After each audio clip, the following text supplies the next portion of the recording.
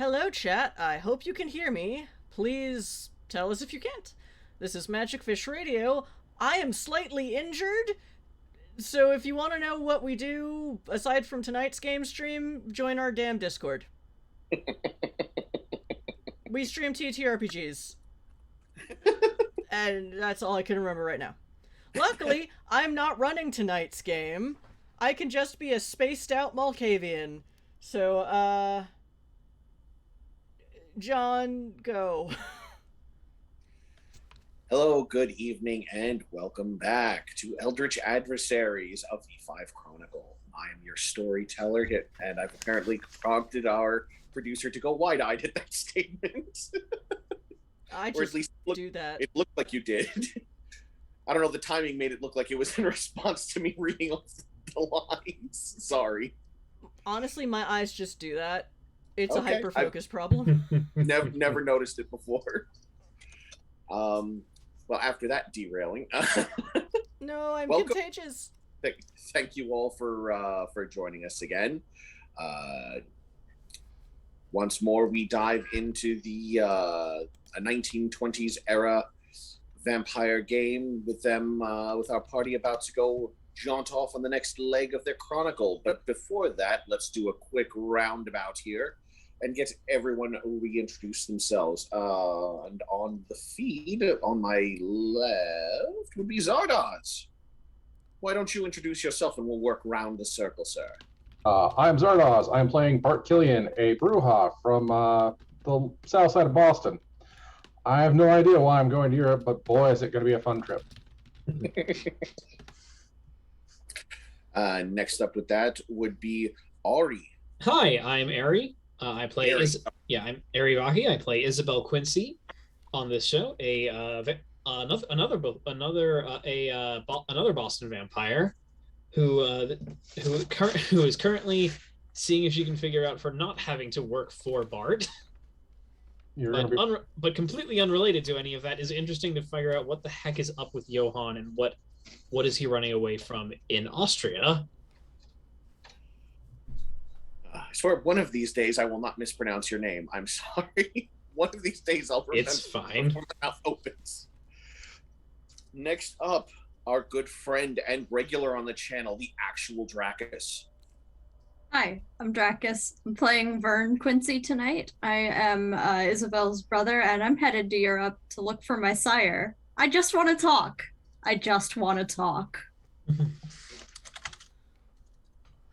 He says as he loads the rounds into the chambers of a revolver. Pretty much. I just want to talk to them. And rounding it out now is the madam, the myth, the legend, Ms. Chrysla. No, I'm not a madam in this game. That's D&D. Hello. You'll always be a madam to me. Aw, I think. I'm pro-sex work. Hello, I'm Ms. Chrysla on the social medias, and I'm playing Charisse Lowell. I'm going on this adventure because someone promised me a tome of arcane knowledge. Unfortunately, to get to it, I have to get on a zeppelin powered by Tremere blood magic, and then pass through a city where a Methuselah Vontru is sleeping and has almost cracked the network, and I am not the happiest Malkavian, but I'm sure it can get worse. It's fine. It's all good. Also, chat, if you want to buy boosts/trolls for the players and/or GM, here we don't use cash, we use channel points. Which is why I don't put it on the display, because it's on that little bubble symbol at the bottom of the chat thingamajig. Yes, thank you, actual Dracus, for doing that. It's just like that. It's that easy. Yeah, it's that easy. Ultimately, if everyone's watching this channel with their Civi accounts while we stream and beefing up our numbers, I am fine with all of this. Hashtag Kermit Life. Alright, so now the player pool of +1s to their rolls is 5. The GM's pool is 16. GM, please remember to tell me when you use them. When I use them, I will tell you. Okay. You can also buy willpower for the players, or Turn The one ability bestial turn- failure into a messy critical, which is a V5 thing, Yes. Mhm. which we'll get into when it happens. You just have to roll bad enough. It's make a horrible botch slightly less awful. It's Yes, we'll making get up to it when we bad get there. step. We'll burn It's that making- bridge when we come to it, John.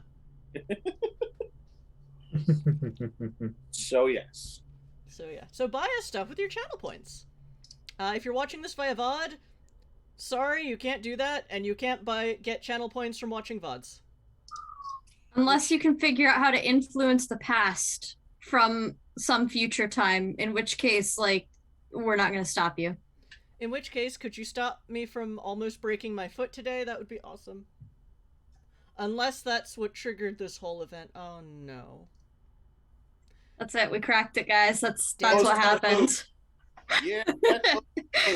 Hashtag, this is why I play Malkavian. Alright, John, your game now. I'm gonna stop talking Very well. before I curse myself again. And then a painting falls in the background. Please don't jinx that. please. Trash. Please, no. Please. I can't deal with this right now. When last we left the coterie, they had secured for themselves travels to Europe in order to pursue their own personal vendettas and endeavors. And Bart decided to go along because these three were never going to make it back alive without him. I didn't say that. It's true, though. But he was thinking We as the it. players all know this. Yeah. And if it weren't for the fact that he liked having Isabel owe him money, he might actually have just let them. But he has decided to come along and bring along the greatest NPC in the world, at least according to my dice, Ace the Wonderhound. Yes. Please make Ace Okay. fan art, please. Let's be clear here. Ace is the point, man. This is true. You're not taking my dog into London to go get it into trouble with the cult of Mithras. Just telling you no. No, your dog is taking us into London to get in trouble with the cult. I think the dog does what the dog will.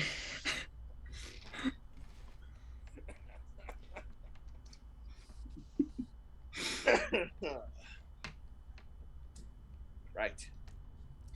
In any event, we've all spent the next several days settling up any affairs before you have to leave, getting any last-minute purchasing done, getting yourself fitted and expediently tailored new dresses, suits, whatever it is that you think you'll require for sauntering your way through the high society of Europe. Yes, we need to get Isabel a very nice dress. Roosevelt has a very nice dress. Thank you very much. Oh, I'm sure Yes, you but do. venture nice, darling. I am a Vetru. Yes, darling, but you need to look venture nice. Yes, yes. The Malkavian that runs the city looks more venture nice than you do. Well, on pain of death. Definitely. Would you like to word? And our session begins on the waning hours of the evening before your departure, and each of you, upon where you would normally rest, be it your haven or borrowed room, there is a knock upon your doors. When the doors are opened, you are greeted by 4 footmen, impeccably dressed, and they are there along with a long, what almost looks like an especially large foot locker, hand carved, and on the inside it is silk lined with padding and a pillow in order to bring you to the vessel during the daylight hours. This is part of the services they offer. We can't just go at night? Is that just... I mean... They only... I mean, I know they only have one passage per day at best. But does it really have to be during the day? It's for the mortals, madam. Not enough kindred wants to make the trip, so we must also accommodate the kind who are willing to pay for the luxury travel. And more of them are more inclined to leave during the day. They feel safer that way. Plus, they get to enjoy the starlight dancing off of the oceans from all that height in the air blitzed off of their butts in champagne.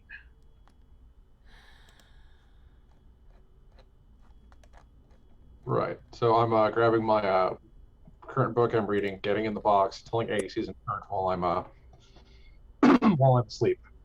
Mm-hmm. The footmen gather up your luggage, they secure you inside, and they hoist you up and carry you out the doors. I have to imagine that, like, at least about half the luggage is Isabel's. Oh yes, they may have each of the footmen may have also brought a hand truck in order to gather up all of your luggage. But your adventure, they were told this ahead of time. They expected it. Have like as little as possible. There is no book going in the box with me. I'm going to just lay there thinking my thoughts of revenge.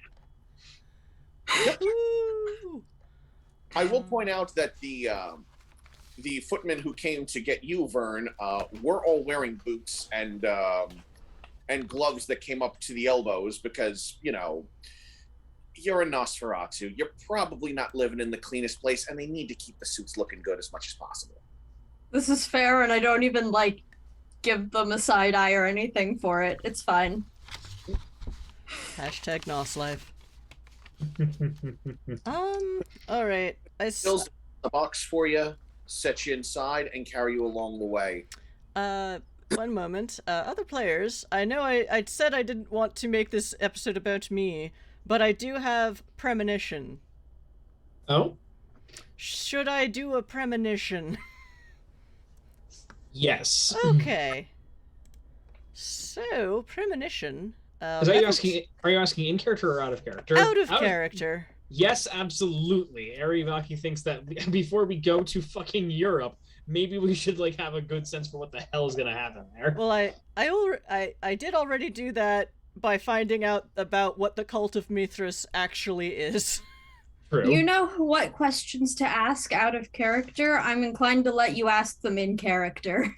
All right, so before the gentlemen arrive with the coffin, so let me see if I have the timeline straight. The gentlemen show up with the coffin. I'm to get in it when I go to sleep, and then sometime during the day they'll pick me up.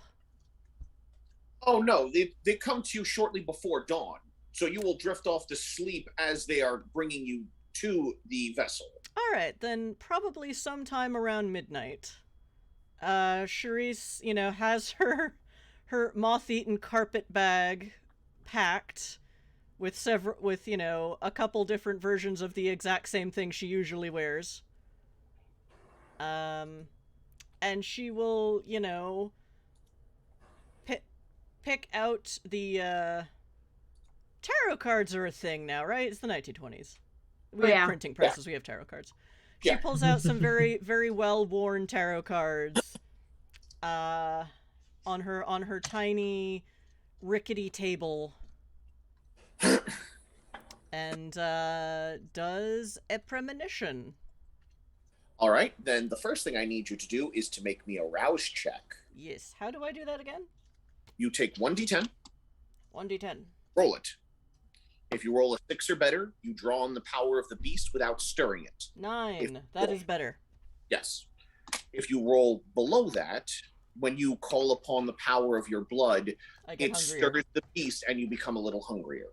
I remember now. Then I need you to please make me a resolve plus auspex check. That is 6 dice, including 1 hunger dice? The hunger die would replace one of the die that would normally be in the pool. Yes, that's what I meant. Okay.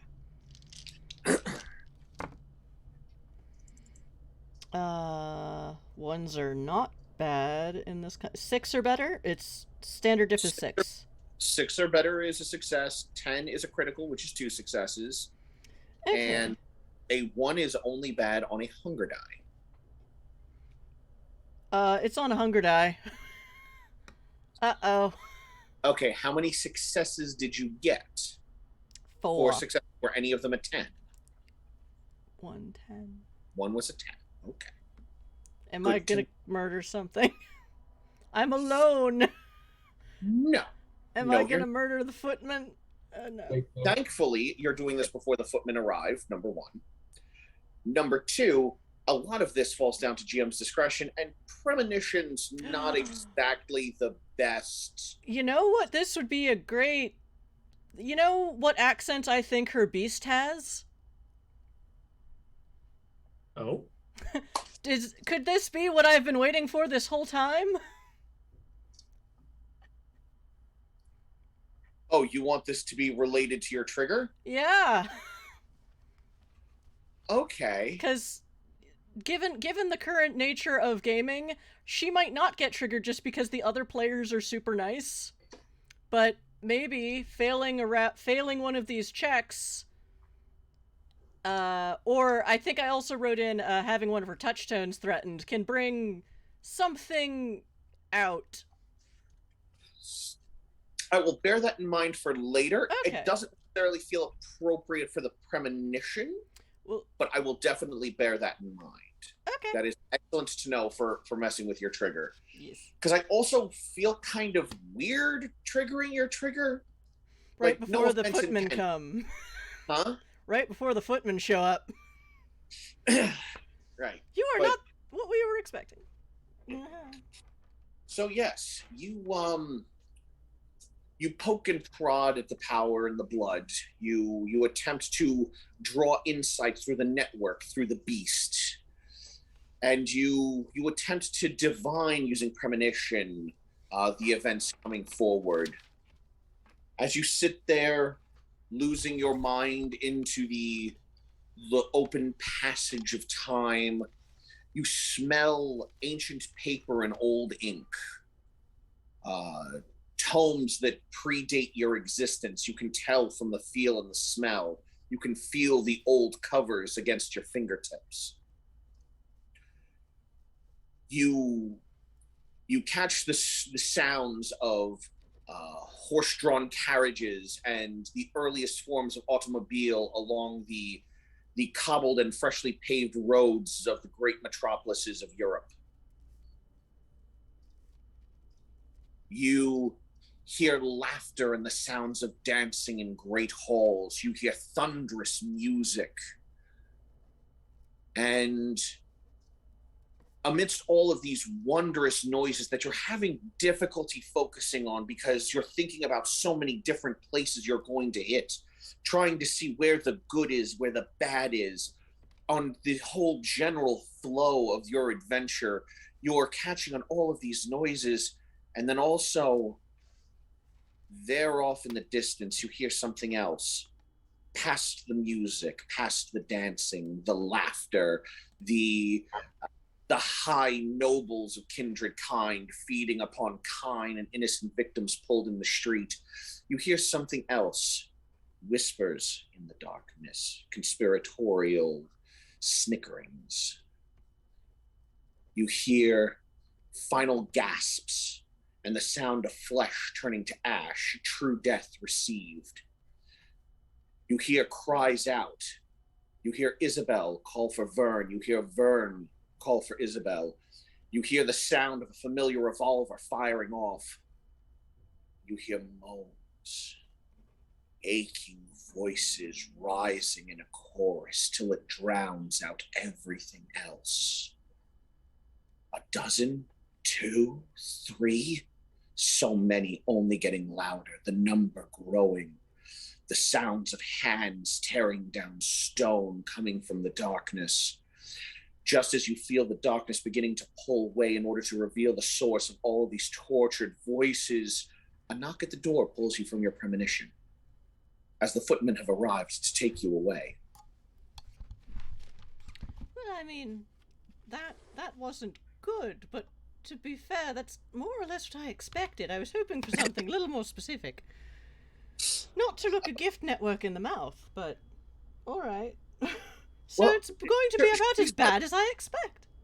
Charisse, my love, if you wanted to be more specific, you need to focus on something more specific. You were focusing on your adventure as a whole. You should have focused on London specifically, or Paris specifically, or Vienna if you were worried about that. Though personally, I would advise trying not to focus on where that horrible noise was coming from, because I don't want to encounter that. And I'm afraid if we touch that, we're just going to get dragged into it sooner. Oh, I assume that's something Mithras related. Oh, no, I don't think so. Oh no, it's worse than that. There was definitely a German lilt to that moaning.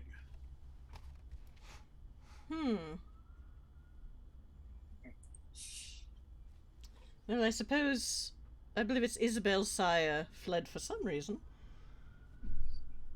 Oh, yes, most definitely. So, the giant sleeping Methuselah will not be the biggest problem. Well... Darling. And you feel his psychic embrace. At this point, I assume now that you've gotten into the bit of carry-on luggage and are being taken away. Because you're not having this conversation in front of the footman, I imagine. At this point, I mean, she started, and then they knocked on the door, and now she's just sort of having it in her head, which is what she's used to. Hashtag milk life. My sweet and wonderful darling. So long as no one puts enough kindred blood in that Methuselah's mouth, he is going to stay in his little torpor. And frankly, that's where I want him to stay. Yes. I was informed. Okay. Ugh. I don't know why so many kindred aspire to reaching that generation, to the point you have to start cannibalizing other kindred and making them just to eat them. That's what the kind are for, not us.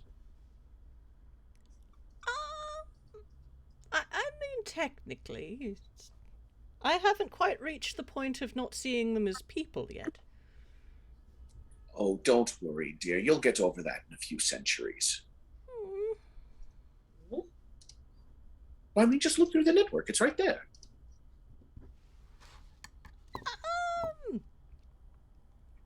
Spoilers. Oh, darling, you know I've never given two shits about spoilers. I know.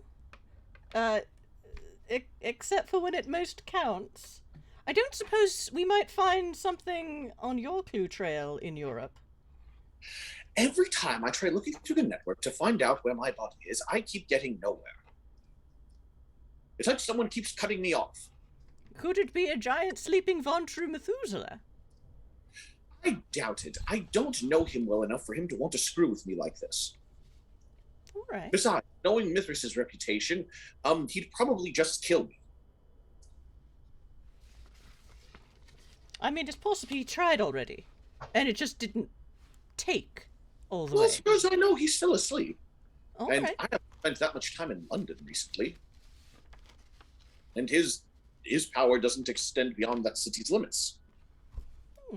I think. I'm almost certain. I don't think he controls all of England.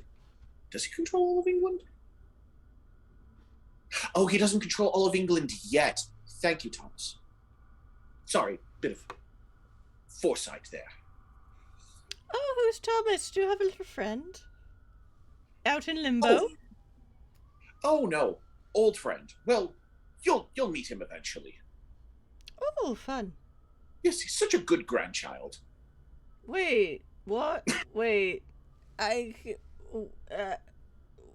going to sleep now. Ah, yes, dawn is coming. Well, we'll continue this, and you are taken out. No, too much weird. Good night. Good day. I don't know. Good day, good night. No, I am not dealing with the Methuselah and receiving conversations from a grandchild in the future. No. You all awaken several hours later in the privacy of your own chambers. Your portable caskets are not locked. You're able to open them all easily enough. Which reminds me, all of you, please make me rouse checks. Oh boy. That's just 1d. 1d10. Roll a 7. Oh, I rolled an 8. am I hungrier from the Auspex weirdness? You didn't fail, so no. Okay. Isabel? See? That's a 7. There we go. You all wake up with one hunger. You're no hungrier for coming up. As you all awake, you find yourselves in private staterooms that are lavishly decorated in rich earth tones. Brown stained wood makes up most of the walls that are draped with red and gold velvet curtains. There are fresh flowers placed upon a table which has a few chairs around it. There are these king-sized beds that are covered in thick comforters and silk sheets. There is a personal water basin and dry sink on the far edge of the room. And there is actually a personal telephone service that is attached to the nightstand against the beds for needing to communicate through different parts of the ship, should you need. There is a directory on the nightstand next to it in the event you need to contact the kitchen for room service, or if you just wanted to make contact with another room. Yes. Given my habitual use of Auspex, do I have the sensation of being thousands of feet in the air? At this point, yes. Yes, you would. As you cast your eyes out the windows, you see that the sun has now completely set. The sky is full of unobscured starlight, and it is reflecting off of the ocean below you it's a very beautiful sight, to be fair. Just watching the stars reflected back, and then the ripples of light that move along the waves below you. Occasionally you see the lights of another ship passing along the waterways.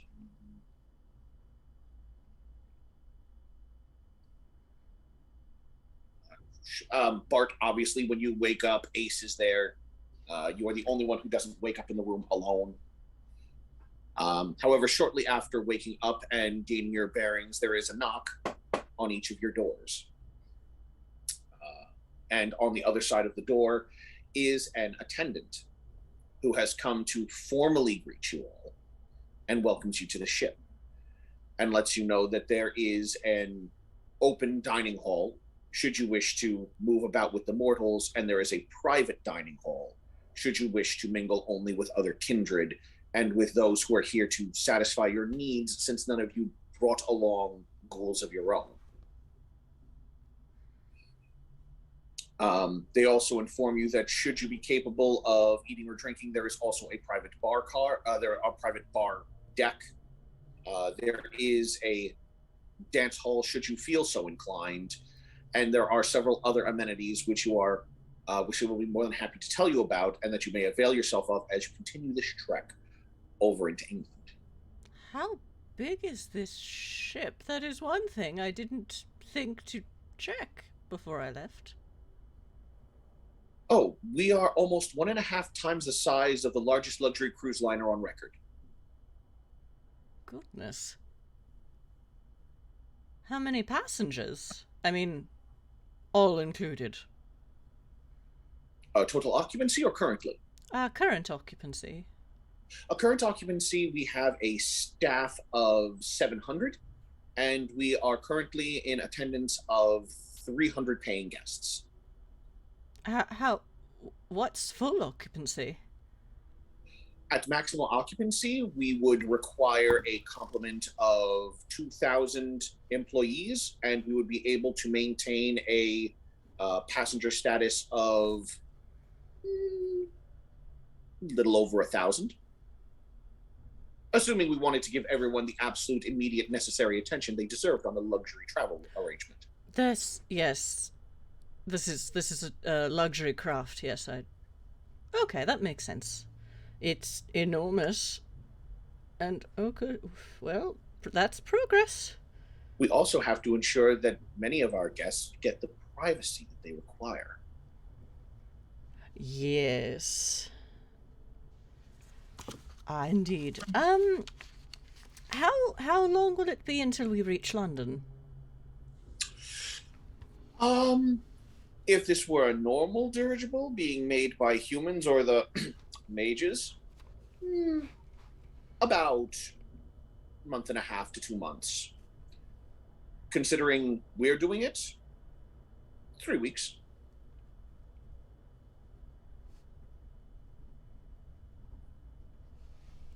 You may opt to stay in your rooms if you so wish.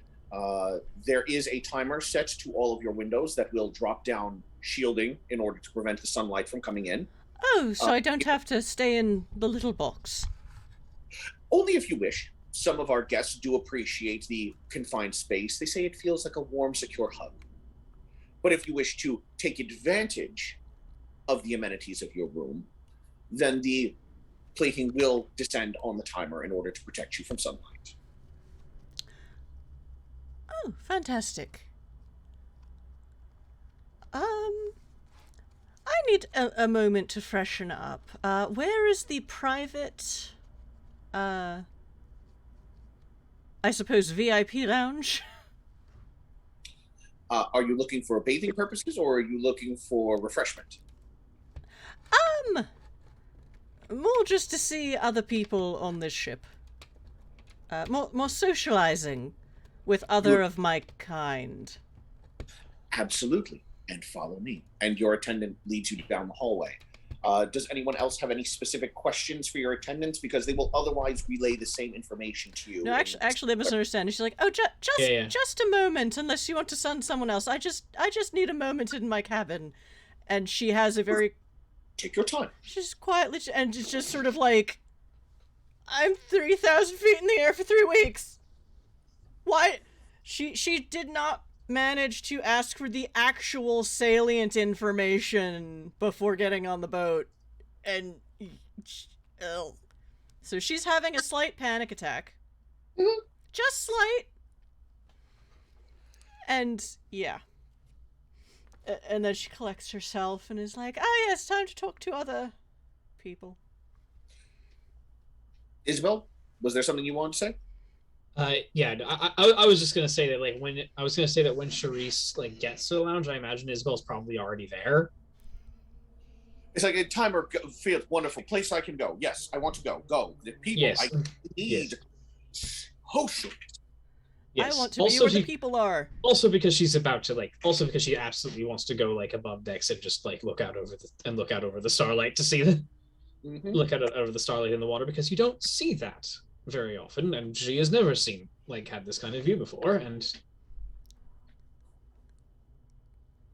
alrighty.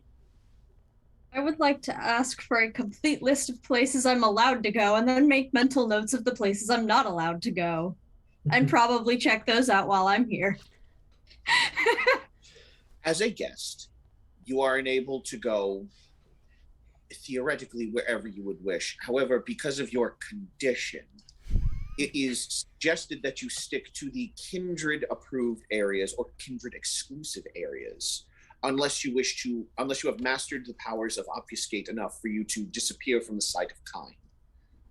No, they wouldn't say kind, because you're dealing with ghouls at this point. They would say mortals. If any of the other Kindred guests gives you a problem, by all means, please let us know. And we will make arrangements in order to correct this so that you are not experiencing any discomfort on your travel. I appreciate that. Of course. We aim to serve and live to please.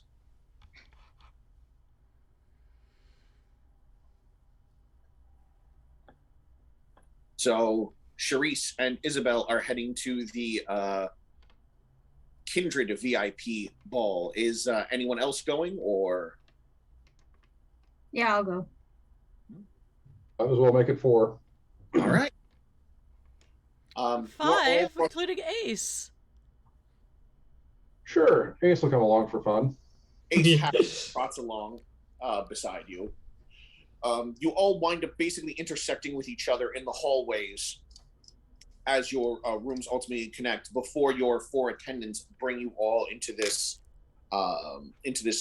large room behind a set of double doors where there are several kindred milling about along with their ghouls. Now, Charisse, do you have any of your Auspex abilities up? And if so, which ones? Well, A, always. B, probably sight and sound. She's not a very touchy-feely person. Okay, so heightened senses. Oh yeah, heightened senses is on. Yeah. Always And on. you don't have Scry the Soul, do you? So free Auspex ability. I don't know how high you got your Auspex. I do, but she doesn't leave that one on all the time. Okay. No, I just wanted to be sure. As you step into the room, it's easy enough to tell at least who some of the ghouls are because they are currently walking around conducting service. And they have heartbeats. Yes. Well, I meant for everyone besides you. They are coming around with goblets, and from even here, without heightened senses, you can catch the whiffs of blood that are coming off of them. As you cast your eyes about the room, you actually see the bar area where there are several ghouls currently lounging back in chairs with needles and tubes connected into their arms, drawing blood out to fill the goblets. And you watch as every so often the ghoul has the needle extracted, the needle replaced, and another ghoul taking their place. As the flow of blood then continues, the ghoul which has had their blood drawn out is then taken off into a side room, presumably to rest. You see Kindred here in many forms of formal dress, based on the way they carry themselves, the walk and the looks they give you, Vern. You can tell most of them are of the high clans. The Ventrus, the Toreadors, the Tremere, and there's that slight look of disgust that comes from seeing a Nosferatu out in the open. And I straighten up a little bit and straighten my collar and like glare right back at them. okay. That's interesting. In that case, make me a you know what? Make me a charisma intimidation check to see if they back down.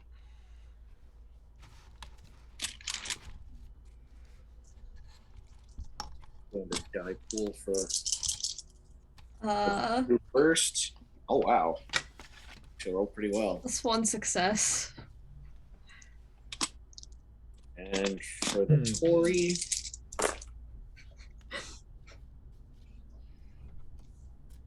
the Toreador you stare back at, or at least one or two of the Toreadors you stare at, avert their eyes. Whether it's because you actually intimidated them back or because your visage offended them enough, you're not entirely certain. As long as they're leaving me alone, I don't really care. At least one Ventru maintains eye contact with you, accepting the challenge. If anything, it unnerves you right back because he rolled 5 successes. Yeah. It's like, oh, okay. Maybe that one actually knows what it means to be a warrior king. That one actually might be a real Ventru and not one of those posers that have been coming in the last few centuries. Hey.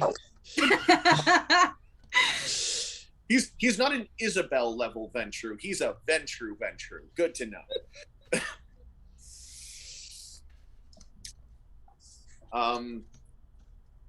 Some of the more raucous laughter, Bart, you immediately sort of hone in on, nope, that's my people. That's a couple Bruja over there.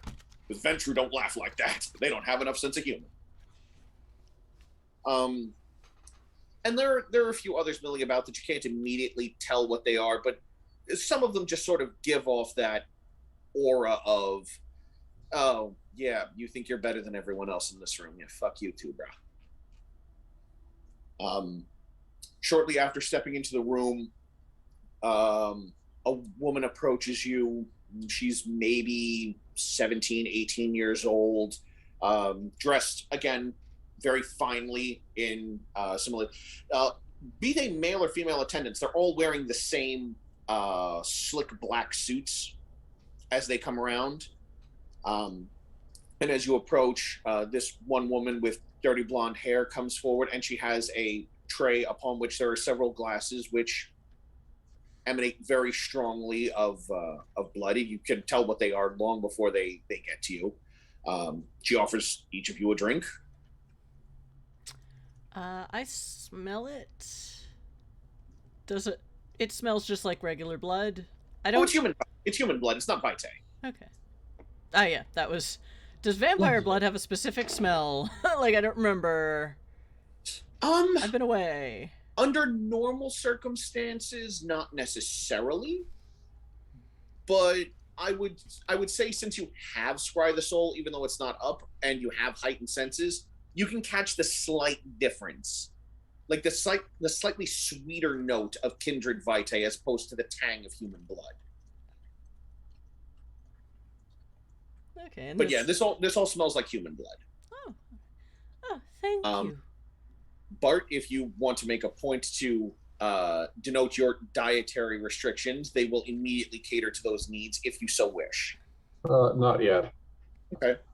So Yeah. I'll just wave her off. All right. I will accept and thank her. Yes, thank you, my dear. Enjoy. Ah, lovely. Thank you. You each take one of the fine metal goblets from the tray, and you're there. And as you're holding them in your hands, what would this be? I won't make you roll for this. I'll just point it out. They are very well formed and ornate metal goblets. They all have iconography carved all around them that has all of the clan insignias going the whole way around. All of them, or just the Camarilla ones? Again, there are clans that are... There are individuals that are part of the Camarilla, even though the majority go Sabbat or Anarch. But it's all the clans present. If nothing else, because if you look at the bottom of the cups, on the bottom of the bases, there is a maker's mark, a forger's mark, a production mark, whatever you want to call it, and it is a crescent moon with a teardrop that comes down, hanging from the tip of the moon.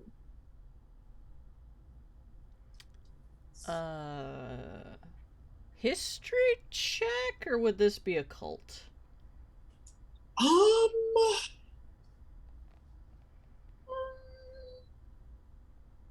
I would say you could probably do intelligence history or intelligence finance. History it is. Yeah. As a marking of a craftsman or of a crafts business, finance, I would say, would probably allow you to be able to identify that. Actually, wait. Would I also be able to like immediately identify that from? Do you? I mean, if you spent enough time looking at like handmade, crafts or high-end glass or metalware, then yeah, you could probably make that check. Go for it. I feel like given what I run, knowing like my way around like high-end glassware is not unreasonable. Yeah. Okay, so 3 successes for Bart. How many for Charisse? Do I have to add the hunger die, or include a hunger die also in brain checks? I forget.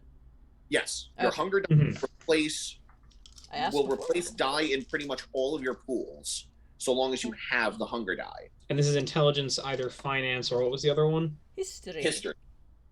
Yeah, I'm much better at finance, as you may expect. Yeah. Ooh. Only 2 successes on this one, and a possible bestial failure. Right.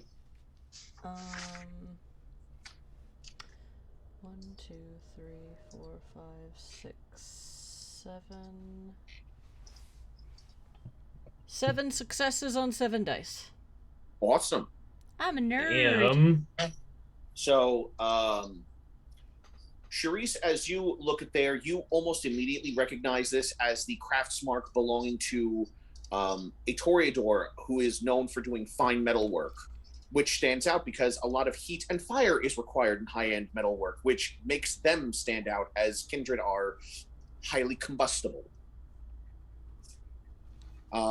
They are a purveyor of fine metal goods, sold mostly to Kindred, because this individual has spent thousands of years perfecting their craft, and most mortals can't afford it, but a couple of really wealthy ones will also be his clients over the years. Bart, you do recognize the insignia. You've seen it on other pieces of metalwork or metal statues and finely crafted weapons that have belonged to other Bruja that you've hobnobbed with over the years. Isabel, you see the looks of recognition on Charisse and Bart's faces, and the fact that they're getting it and you can't quite place it kind of annoys you a little bit.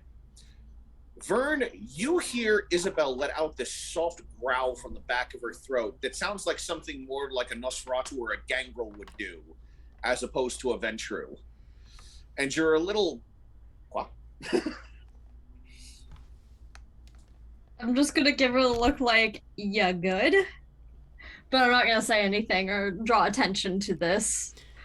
I have no idea what's going on with these goblets. Like, it doesn't stand out to me. They're out nerding me. The low clans are out nerding me. No, I'm kidding. It's not And that. about It's it later behind closed doors, I suppose. just a bit of professional pride. You understand? I should. All right. Mostly, I feel I should recognize this. Surely, like I make sure that the glassware at the place I work at, where we have, well, sufficiently fine in the right company. Of course, not always what I bring out all the time, but I like to think I know my way around this sort of thing. I have heightened senses of, oh dear, they don't do glasswork, but yes, definitely look them up for metalwork. That must be it then. Okay. Well, that that explains why I didn't recognize it. I don't work with metals at all. With 7 successes, you would know that this particular do they have a name? Yes, is known as Larme de Lune. LARME DELUNE.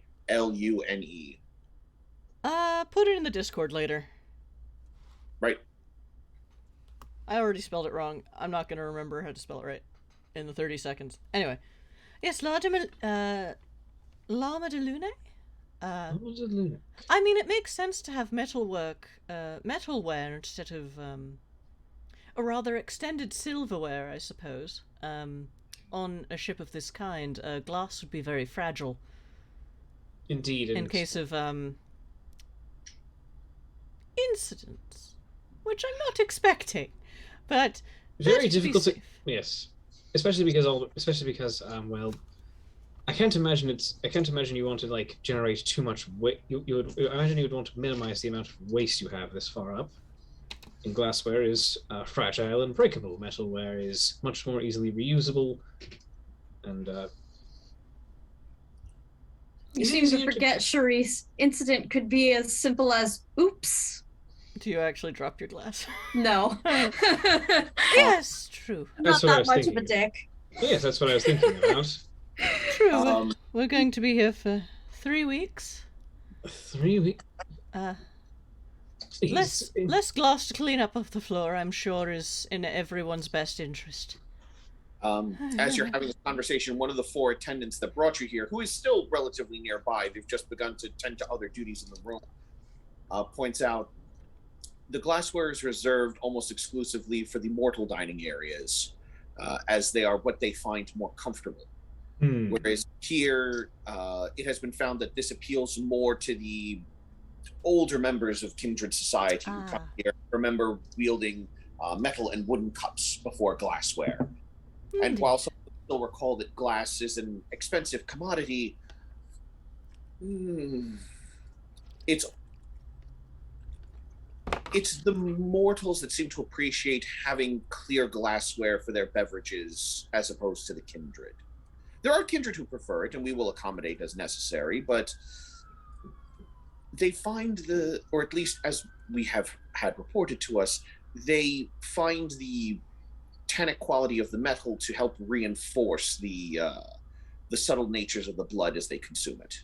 Is that what that was? Yes, the tangy, the tang matches the tang. Is there anything else we can do for you?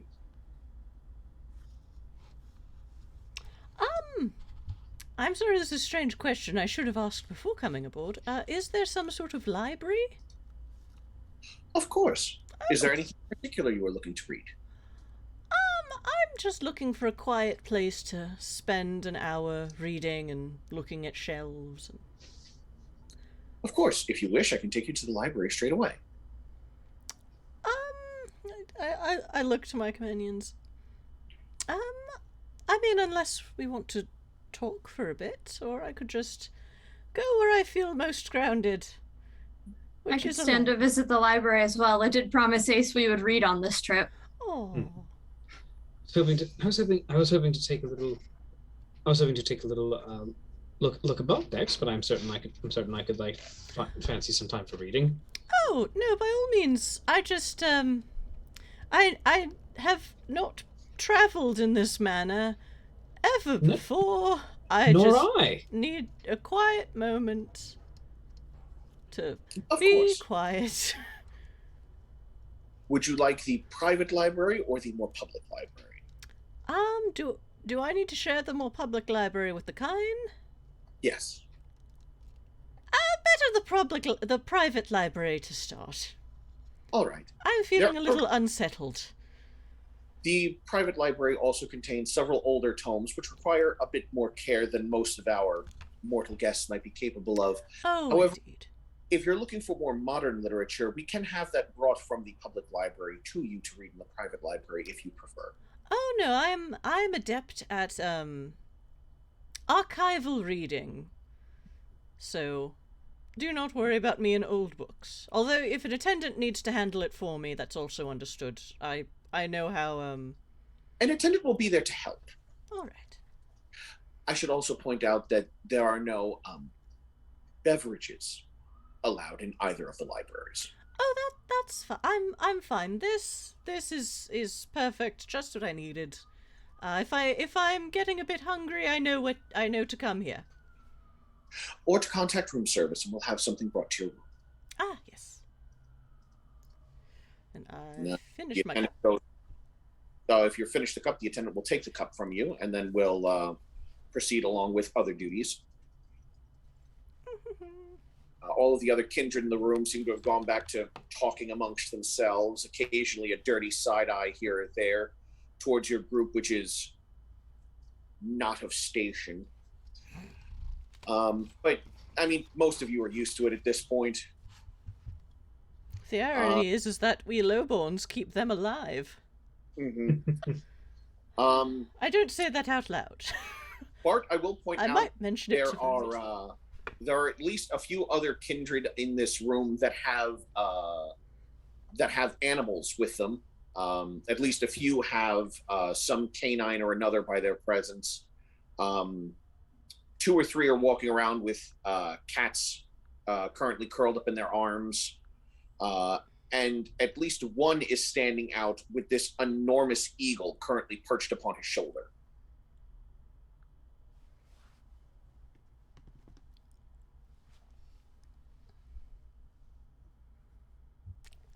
Not sure what I'm going to do with that, but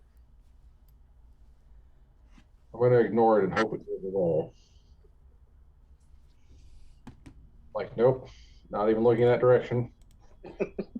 Ignoring that bird. Don't follow that bird. Don't flip that bird. All right. So yes, you have the room to yourselves. People are talking about, they are mingling, they are chatting. What would you all like to do?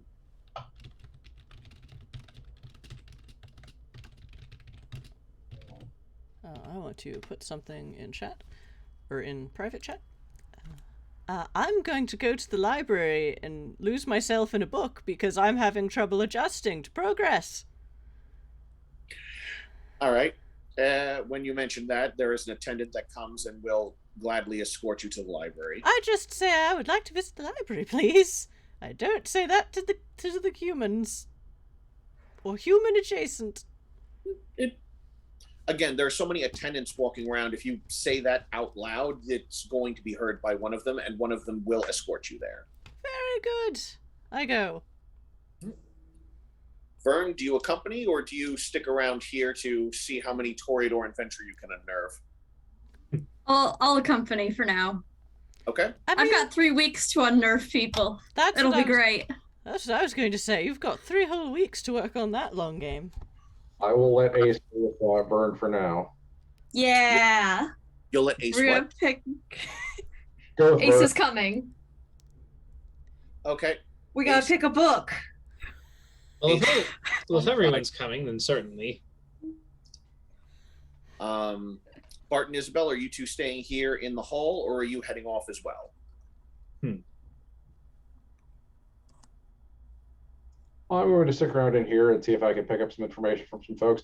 I'm actually looking to see if there's a member of the board of the company that owns this thing in the area. Absolutely. If you stop to ask one of the attendants about that, they go, yes, sir, in fact. Madame Larange is right over there. She will be more than happy to be of service to you in this matter. She is here representing the board on this trial. Excellent. I will wander that way for a minute while I figure out what Isabel's going to do while I'm not paying attention. Okay. When you head over, you wind up meeting up with a woman with dark brown skin, with hair pulled up into this outrageous, well manicured, basically pile of curls upon her head that looks like it should be falling apart, but just doesn't. She wears this lavish red gown, and she holds a cup in her hand with gloves that go all the way to her elbows again, that are just this immaculate white with these soft gold threads that work in like an ivory chain up the gloves, and occasionally coming into actual sapphires cut to look like leaves. All the different points in the ivy climb along her hands. As you approach, she is talking with a few other kindred, and some ghouls are in attendance. And as you approach, assumingly with purpose and intent, she excuses herself from the conversation and steps forward. Oui, monsieur. How may I be of service? Oh, I was just going to compliment you on your construct and the ride so far. Merci. Unfortunately, it is not mine. I'm merely here to represent the interests of my sire and the board. Are you taking more investors? The board would always be interested in discussing new investors. I have some resources at my disposal. That's wonderful, sir, but I asked what your name was. I didn't hear you. Bart Killian. Apologies. Some people, the ears pop at this altitude and they don't always hear correctly. Danielle Larange, at your service. It was a pleasure to meet you. Well, come, let us walk and talk then, if you are interested in involving yourself in our little venture. Certainly. New investors are always required, especially since we wish to branch out from just having travels between Boston and London. I could see this being something that would go lots of places. It would be nice if we could get some more running. Of course, the primary clientele that we would be aiming this for tend to be agoraphobic outside of their own cities, unless they see an opportunity to advance their own political powers in another city. I have a thought on that. Oh, do tell. It is advantageous for our kind, but You could market it to the foolishly wealthy elites of the other society and suck them in as well. Oh, we do, monsieur. We do. They are down 2 more levels. They don't realize that there are 2 levels above them, but we are enjoying ourselves so well. But you can't run a business that caters to exclusively us. We just don't have enough interest. No, unfortunately, no. This is it was never realistically, they knew it was never going to appeal only to Kindred. Our population is minuscule by comparison to the kind, but ultimately, it was meant to encourage travel for the fellow Kindred and to honestly make traveling more convenient for us, because honestly, not every Kindred can stand traveling long distances, as many have forgotten the old discipline tricks of disappearing into the soil when the sun is about to rise. Indeed. I myself haven't had to use that in nearly 3 centuries. I do not have your breadth of experience, as I am a much younger member of our society. Don't let the other Toreador know. Most of them think that it's a debased discipline of the gangrel. Some of my dearest friends are gangrel. Funny thing, so are some of mine. I bet our friends know each other. I don't know about that one. I'm pretty sure your gangrel are from the Americas and mine are from the outskirts of France. You can never tell with the gangrel. They get around so very well. I suppose that's true. One of them's been around long enough, they might have gotten their way over there. I know some people actually swam their way across from Europe to the Americas. I've heard that story, but I've never met anybody that's actually done it. And this is I'm heading back to Europe. I've never been. Well, I certainly hope you'll stay, monsieur. What actually brings you on your way into Europe? As I recall, Killian is the name of someone who got special acceptance onto our vessel. Oh, I did a trifle for Prince King, and he sought it, was so kind enough to give me a trip to go back and see the old world. Not a mere trifle, considering all the efforts it sounds like Monsieur King has gone through. I mean, to be fair, there are plenty of kindred older and wealthier than you who could not afford the staterooms that Monsieur King acquired for you and your coterie. And to make it separate rooms and not just have all of you share one, it must have been quite the favor you pulled. It was, and that would be a story for another time, if I were in the mood to tell that story. I'm sure I can inspire you to tell. But you sound like a person that the board might be interested in making arrangements with, should you wish to be involved in our little cartel. I would be more than happy to lend my financial assistance, and I have a not minuscule amount of influence over the southern half of Boston. What, you'd like to start taking over some of the dockyards and use that to produce more vessels for us? I would absolutely love to. Would you be willing to work with Tremere engineers in order to ensure that they are constructed appropriately? Or do you have someone who knows enough blood sorcery that they're able to fake it till they make it? I will be perfectly honest with you. I am not of the sorceress of persuasion, nor am I well acquainted with the occult. It is a deficit in my education. I am much more of the physical and material world than I am the spiritual and the sorceress. So I would be more than happy to assist your engineers in finding them a place to work and put together a second ship. But I would be more than happy to let them trust in their own understanding of their artifice. All right. Well, I can certainly bring this to my sire and the rest of the board and see what they say. Where will you be staying as once we land in London? I don't believe that has actually been sorted out in our itinerary. I believe we are meeting up with associates of Vern's, and we are going from there. But I will make sure I leave my contact information so that you can find me.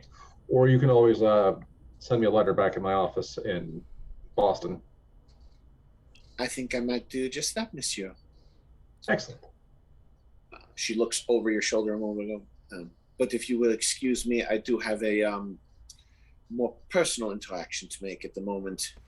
Oh, enjoy your evening. She steps away and she goes, "Darling, so good to see you again." And there is that background note of, "I'm gonna be polite, but oh, bitch, why the fuck are you here?" Yeah. Oh, hey, it's people I know greeting. I don't remember seeing your name on the list. Why are you here? Love that for her. And you said you wanted to go to break once we wrap that scene? Yes, I asked, and yeah, so we can do that. We started a bit late. Also, I think we want to end on time tonight, even though we started late, because people have early morning work tomorrow. Mm-hmm. Okay. Even earlier than I usually do. Oh, well, it's finals. So yeah, makes sense. Well, it's it's 2 weeks before winter break in most school systems. Oh, early work for like the students, right? That makes sense. Oh wait, no, I'll ask you this question next.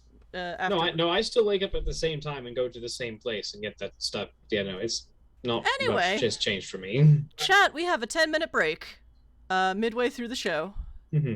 And then I guess we're aiming to be finished at 11 as usual. So we're gonna take that break now, even though we started late. I'm sorry about that. I almost broke my foot.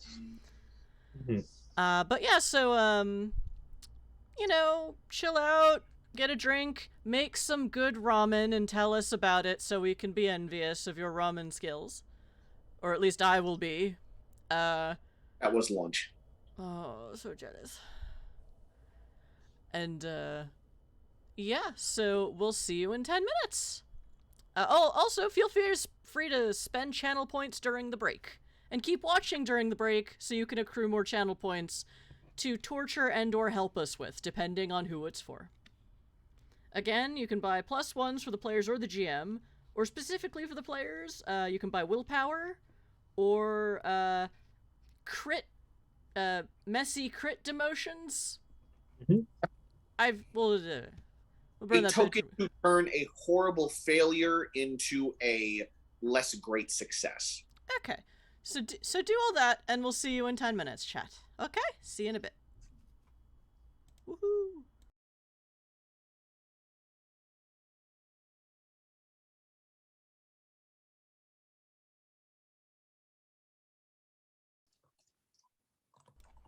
Yay, I didn't almost hit the end stream button instead. Yay. I'm proud of you. Whoa. This is Magic Fish Radio. We stream TTRPG stuff.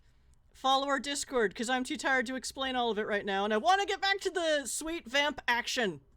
On a boat. Vamp on vamp action. We on a boat! Do we have flippy floppies? We're on a skyboat. We're on a skyboat. There can still be flippy floppies. Right? To be fair, there are 3 pools. How the fuck big is this blimp? Jesus Christ. Have you noticed how big blimps? Is this like a Final Fantasy airship big thing? Probably. Like I said, this is 1.5 times the size of the largest cruise liner currently existing at the time. Yeah, but I have no context for that because I don't live in 1920. Okay, you have a vague concept of how big the Titanic is? Or was? Yes. Bigger. It's a little bigger than that. This is a Final Fantasy not an asset ominous we have here. metaphor. What are we going to do? An iceberg? You don't get icebergs in the sky, I don't think. We don't talk about those. Don't tempt fate. I mean, Like, it's Tremere doesn't blood float. sorcery. I don't trust it. Side You've effect: got- flying icebergs. Damn it. No, that's when you're dealing with marauders, but that's besides the point. God. That's a different game line. We're not dealing with marauders. We hope. Oh, god damn it! Why are we giving him ideas? Generic spellcaster stat blocks exist for just spellcasters because your average kindred couldn't tell the difference between a verbena and hermetic order mage. We're just all some crazy wizard. There's just generic stat blocks in V5 for werewolf because they can't tell the difference between Mm-hmm. a Silverfang or a Fianna Fair or enough. a Shadow Lord, though most of them can tell the difference between those and a Black Spiral. This is fair. I'm also one of those people that, like, I've looked at the setting and I'm not a big fan of crossing the streams, but that's just me as a person. I just don't like I just think the underlying cosmological understandings of all three systems are completely incompatible. It's not completely incompatible, though it did lead to one of my characters having an extreme crisis of understanding as he began to understand that, oh, there's a chance that my spirit will be reincarnated once I'm murdered as a kindred and returned back to the cycle after I've received penance. But that's not necessarily what people are here to hear because we're back on the street. This game! Vampires on a boat. Yes, in our sorry. flippy floppies. And don't worry, the werewolf game is coming out sometime next year, so we'll be able to cross those streams then, in any event. So, Isabel, you've opted to go wander off and take a walk around the railings on your level. Mm-hmm. And as you step out onto the highest tier of this vessel, the balloon itself currently hanging above your head in its the streams of lights there to make sure that it's visible even during the nighttime. And as you look out on the brilliantly clear night sky and the stars twinkling above and reflecting off of the water below, you notice that there's not a whole lot of action out here as the air's relatively thin. Mm-hmm. And it's also quite cold, which doesn't bother Kindred nearly so much as it does the mortals. They're probably out here more during the day. Mm-hmm. As a matter of fact, at this time of night, the only other person out here other than you is a little bit more towards the bow of the ship. And they are currently, well, they're a little hard to identify right now because their head is currently composed mostly of feathers as the breeze is ruffling through. And they are just there shaking it out as the air runs through, and you can hear these.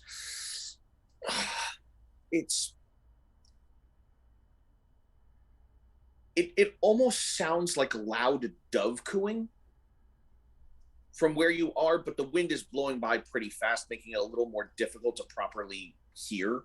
I think Isabel's first instinct is to just pinch herself real quick because she just went upstairs, just looked at the most beautiful vista she'd ever, and then immediately saw a Birdman. And then, okay, no, there is a Birdman. Cool. This is normal. And I think, like, after the moment of, okay, so this is a real thing that's happening, she's going to just sort of cautiously approach like, after, I imagine, like, there's, of course, off-screen, there's just the whole moment of, if she were a Nosferatu, she would not have noticed the Birdman, a Nosferatu. If she were a Toreador, I'm saying the wrong darn clan for some reason. If she were a Toreador, she would not have noticed the Birdman. She would be, transfixed right now by the view. But she's not a Toreador, so she does notice the Birdman. Possible. It depends on the Toreador, but as you turn and approach, you hear she's a only voice. Normal transfixed. Yeah, you hear a voice from above shout down, "Oi, mate! Get back on your post. Your break's over." Right. Shut your gob.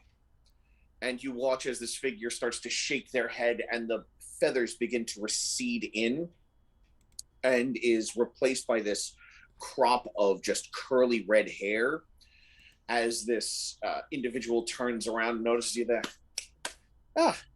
Evening, lass. You lost?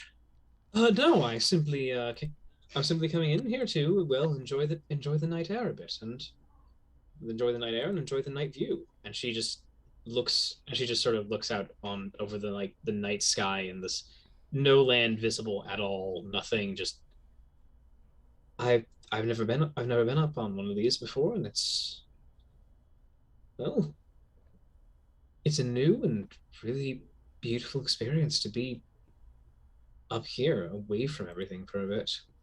Yep. Still not the same as feeling the wind under your wings, though. The wind. So that is real. So I apologize. I haven't introduced myself. Is Isabel Quincy? Pleasure to meet you, sir. And she gives a curtsy. Colin McCready, Klein Gangrel. Clan Von Troop, charmed, and that would explain the confusion. Yes, I'd heard of that. So that's what that was. That makes sense. I'd heard of.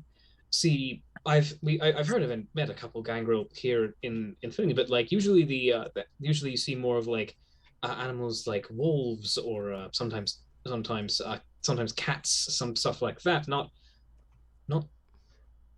I've never seen one emulate a bird before. That's because some people like sticking into their territories, and they don't like traveling around and, I told you to get back on your fucking shift. I'm coming, you daft gobshite. I'm sorry. Am I interrupting? I apologize if I'm causing any issues here. No, I'm night security, and he's being a right jackass. I heard that. No one would miss you if I kicked you over here. And I'm relatively certain you wouldn't have enough time to grow your wings out before you slammed into the water at full force. And from this height, it might even kill you. Then I'd turn into a fucking dolphin and swim me way back so that when you land, I tear your fucking throat out. Charming company, I see you keep. Like I said, we're night security. We're not here to be nice. And we're also not paid to talk to the fucking guests. Now get your ass up here. Yes. Good evening. Of course. Hey, when's your next break? We can talk later if you'd like. My next break will be about the time I'm curling away for the sunlight. Unfortunate. Right. Maybe we'll get a little time off once we actually land. That's when they don't need us keeping an eye out here for errant birds trying to get into the engines. That does sound like a problem. He crouches down for just a little bit and then leaps himself up into the air and grabs onto some of the rigging and roping around the balloon and just begins scuttling along. If they ever find out that you were talking to some of the guests, bite me! Don't tempt me! I mean, and don't talk to the Vontru when they want to talk to you at your own peril. And as you look up, you notice that there are now actually quite a few Kindred currently scurrying along the balloon. Mm-hmm. And as you look down over the railing, there are actually a few scurrying along the outside of the ship itself.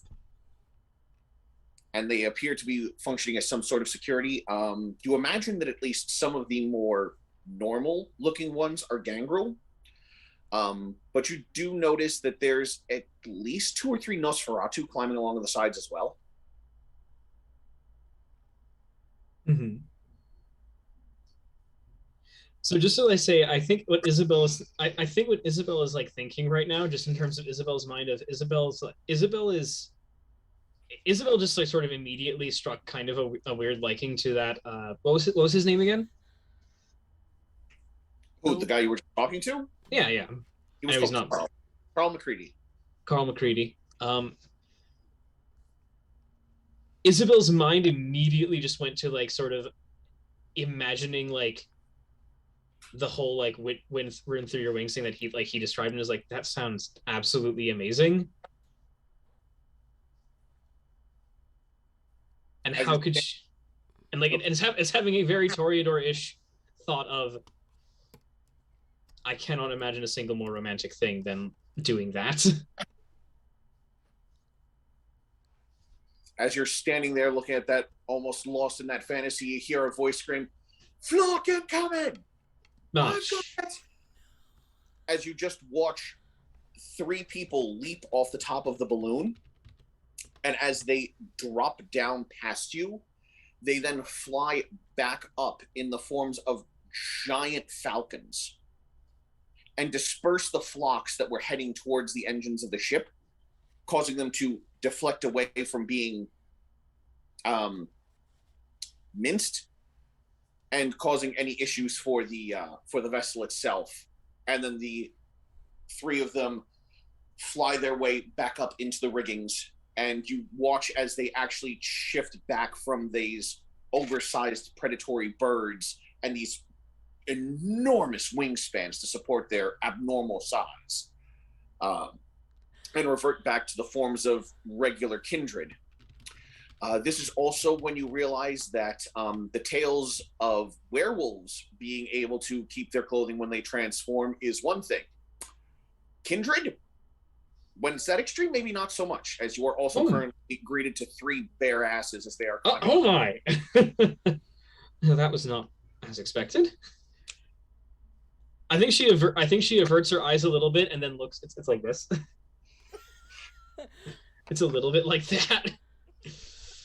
Just because she was not expecting it, and she was not expecting it. She's definitely appreciating it to a different degree, of these like fairly like well muscled toned birdmen that showed up. This is very much straight. Okay.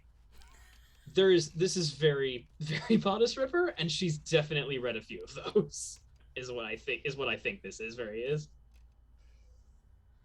I'm glad you appreciate that. It's raining, fellas. Oh, don't Well, not safe. Fun music video. Not safe for work, for any work. I will clarify, when you see them climbing up there, only 2 of them were male, and one is a clearly female form. Whether or not you identify as female is something else, but there are 2 masculine and feminine identifiable forms that are now climbing the rigging in the buff. Oh, I agree. Isabel appreciates all of that. I have made very clear Isabel is definitely bisexual because she's a vampire. Yeah. Zero reason not to. Yeah. By icon, we're here for it. Yes. But to be perfectly honest, in my mind, when you're playing a kindred, you're one of 2 things. You're either the biggest pansexual or you're ace because you're just over it. Like you're only in the middle ground when you're freshly turned, because after a while you just realize that heterosexuality is just boring. You've been alive for 300 years. You know what? At that point, you're going to be curious. You're going to explore. You're going to find out what works, what doesn't, or you're just going to give up on the whole fucking thing. Unless you were ace to begin with, in which case you're still just ace. Hashtag, why even are aloes?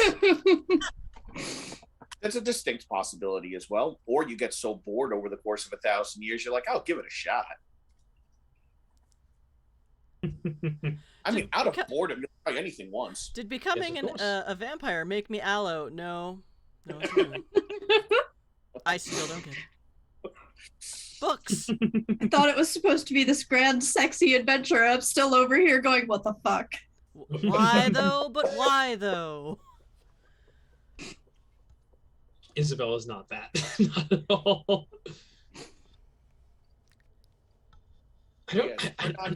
There are not many indulging on this nighttime view, but you've now gotten several pale glistening glimpses this evening, both from starlight reflection and starlight reflecting off of those asses.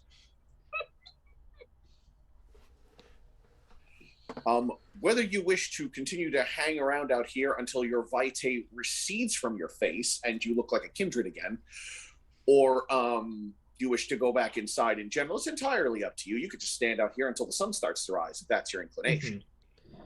I'm not sure. And watch the Gangrel show. Yeah, because I think Isabel wants to spend some time with Colin, potentially. Hello, ruffian. Yes.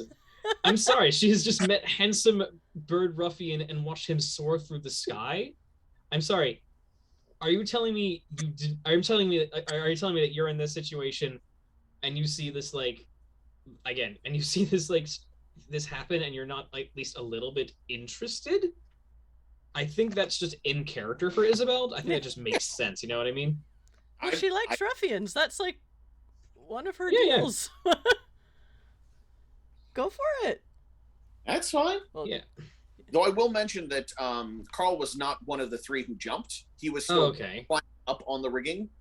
But you still got a pretty good idea. Mm-hmm. So now you just are imagining what must be under Carl's pants. Oh yes. Also, just imagining what Carl would look like full bird, because I'm just curious. And this is how Isabel became a furry. Full bird. I'm beginning to understand why our parents were so disappointed in both of us. Isabel's terrible. I love her. Again, just remember, Protean can also take on individual characteristics, not just full transformations. Smitty the Gray has followed. I guess we found our rhythm. I don't know what that is, but it sounds funny. Hot gangrel action. Or I see. Kind of cold gangrel action since we're 3,000 feet above sea level. But It's nice to And not. also it's nice to dead. not. It's nice to not care about that. Can I be disappointed in you for your parents? No, So- that's not allowed. I'm still disappointed in you for different reasons, but that's okay. You're not my dad. I don't think it'll be like particularly interesting to listen to listen to like a roleplay of Isabel flirt with Colin for like a bunch of time. I don't know if that'll be interesting like listening time. So we can move over to like Charisse and Vern if you would prefer. I mean, to be fair, bigger shows have dedicated longer stretches of time than a half hour to 45 minutes to two characters flirting. This is true. I also think we have 3 weeks on this airship. Oh, this is true. I think Isabel is definitely spending more time up here than she should be, even though she initially intended to do some more socialization than she intended to.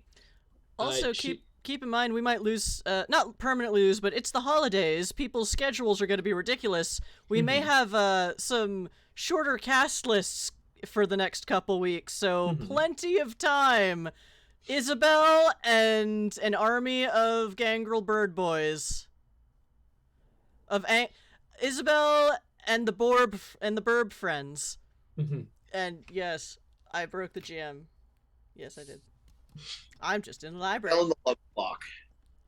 The love I'm thinking of that extremely terrible meme. You'll have to be more specific. I'm not going to post the meme. It's very actually. Yes, you are. Put it in Discord. You know what? No, I'm going to find the meme. It's kind of. Let me see if I can find the meme. I mean, Killian had a good flirt. Like a business flirt, but still.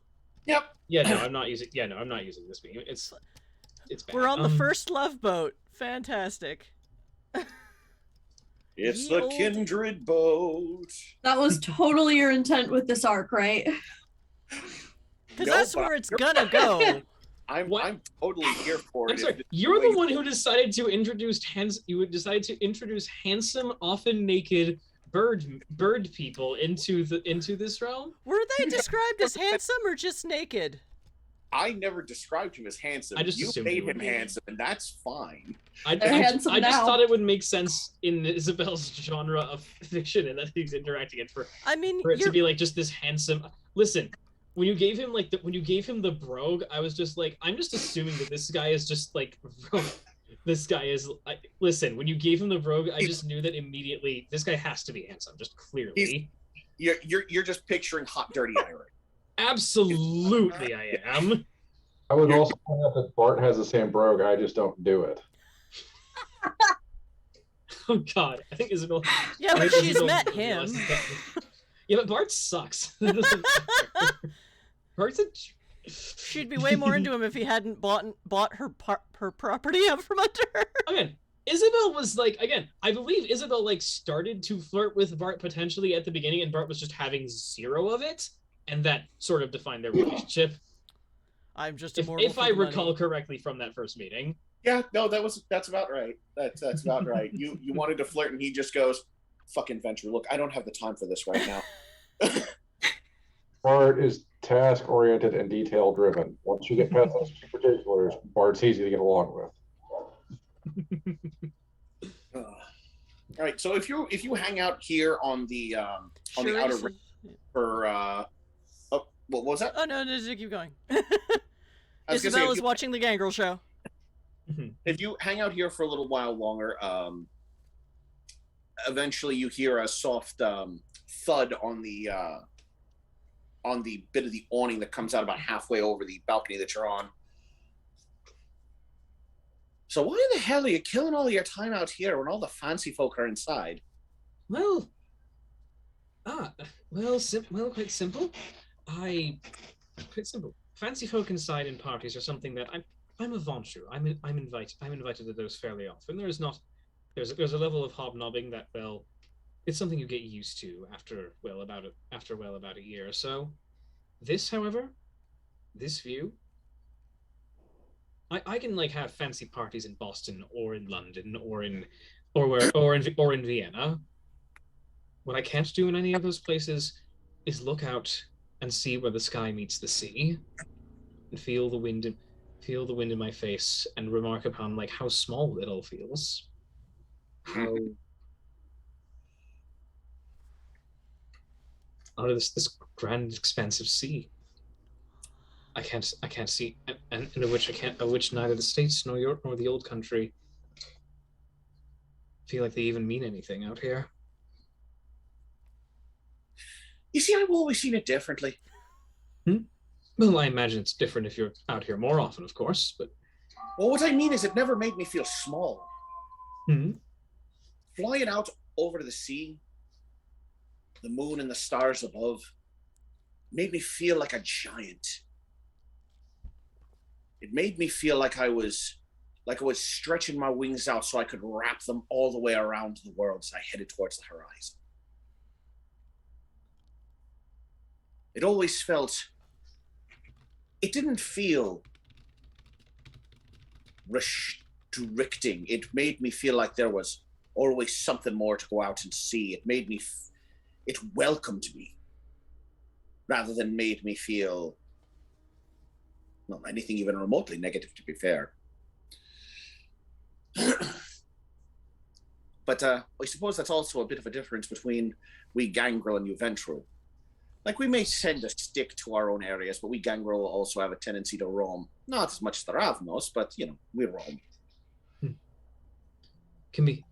Sometimes it's difficult to appreciate the breadth of what's out there when you're, well, when you're tied down with the parties in the same places, and well, that's where the money is, and that's where that's where sometimes I need to be. But I have to say, being able to travel this much is...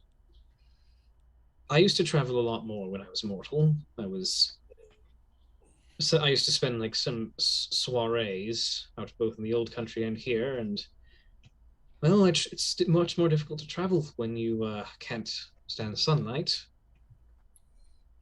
Well, that's why the boss folks started engaging in this little product.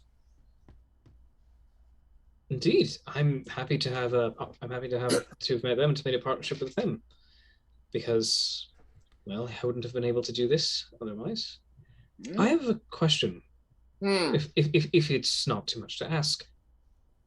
When out there soaring, have you the strength to carry another? I mean, it depends on what I shift into and the size of the person. I mean, I could probably do it to a child based on the size I turn into. But another adult, not for terribly long. Fair enough. Long enough to carry them over the edge of a cliff and then drop them. Well, I was hoping that... Well, that's unfortunate. I mean, it's a lot easier to deal with those invading into your territory than sometimes actually to fight them, because Lord knows there are some people that are a lot easier to just drop from a height. I imagine so. I imagine some annoying rogues of my kind, are far easier to deal with thrown off the edge than to actually try to attack them. Yeah. some older gangrel can apparently assume forms that surpass their normal physical limits, but I'm not one of them. Not been around that long. My blood's not that thick. Oh well, it was a good try. Mostly, I was just wondering what it would be like to be out there myself. Unfortunately, I lack your abilities to not plummet like a rock if I am out in the open air. Careful who you say that around, because there's more than a few people that would potentially take that the wrong way. I'll keep that in mind. Thank you. We gangrel, we have a long history of being put under the boot of the Ventrus and the Toreadors of the world. So, making it sound like you want one to be your trusty steed. I mean, to be fair, there have been Ventru that have turned gangrels into their literal trusty steeds before. Please, I have no intention of doing something like that. What I meant was more like, well, doesn't this... I get where you're going with it, but the other way it can be taken is that you would want protein, and we gangrel tend not to share that. It's bad enough that the dragons have their hands on protein as well, and the horrible things they've learned to do with it. I've heard bits and pieces there, though I have had few, very, very little interactions with that. Well, if you're heading to London, you'll run into a few. I imagine so. They're more common. I imagine they're more common in the old country than the new. Yes. I mean, the further east you head into Europe, the more you're going to run into. But there's a whole stretch of a bloodline that's currently in London right now.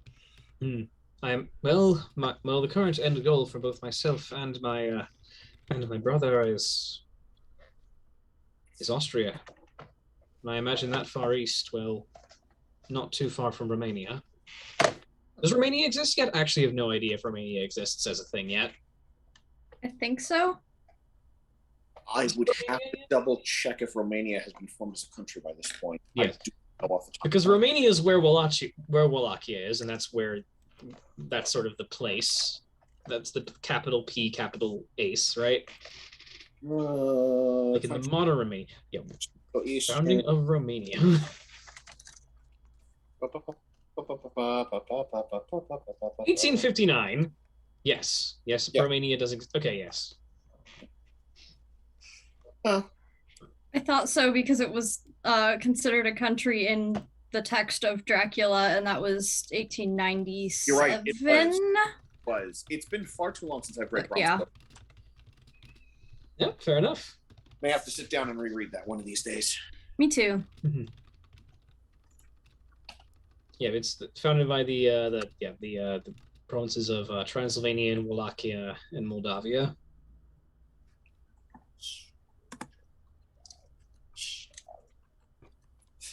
Sorry. Every time I hear Moldavia, I have to go back to Ghostbusters 2 in my head. The sorrow of Moldavia. Yeah. And, Isabel was just thinking about like fucking magic carpet ride Aladdin nonsense there.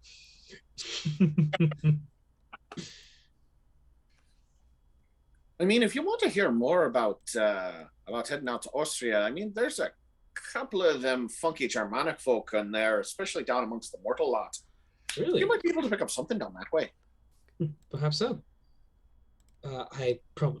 In fact, that's probably where I should be right now. But, our trip is still for another 3 weeks. I'll make. I believe I'll be coming around here again as long as the company's good. Well, we're climbing around the rafters during the evening hours. Got a couple of ghouls that try to keep things clear during the daytime hours.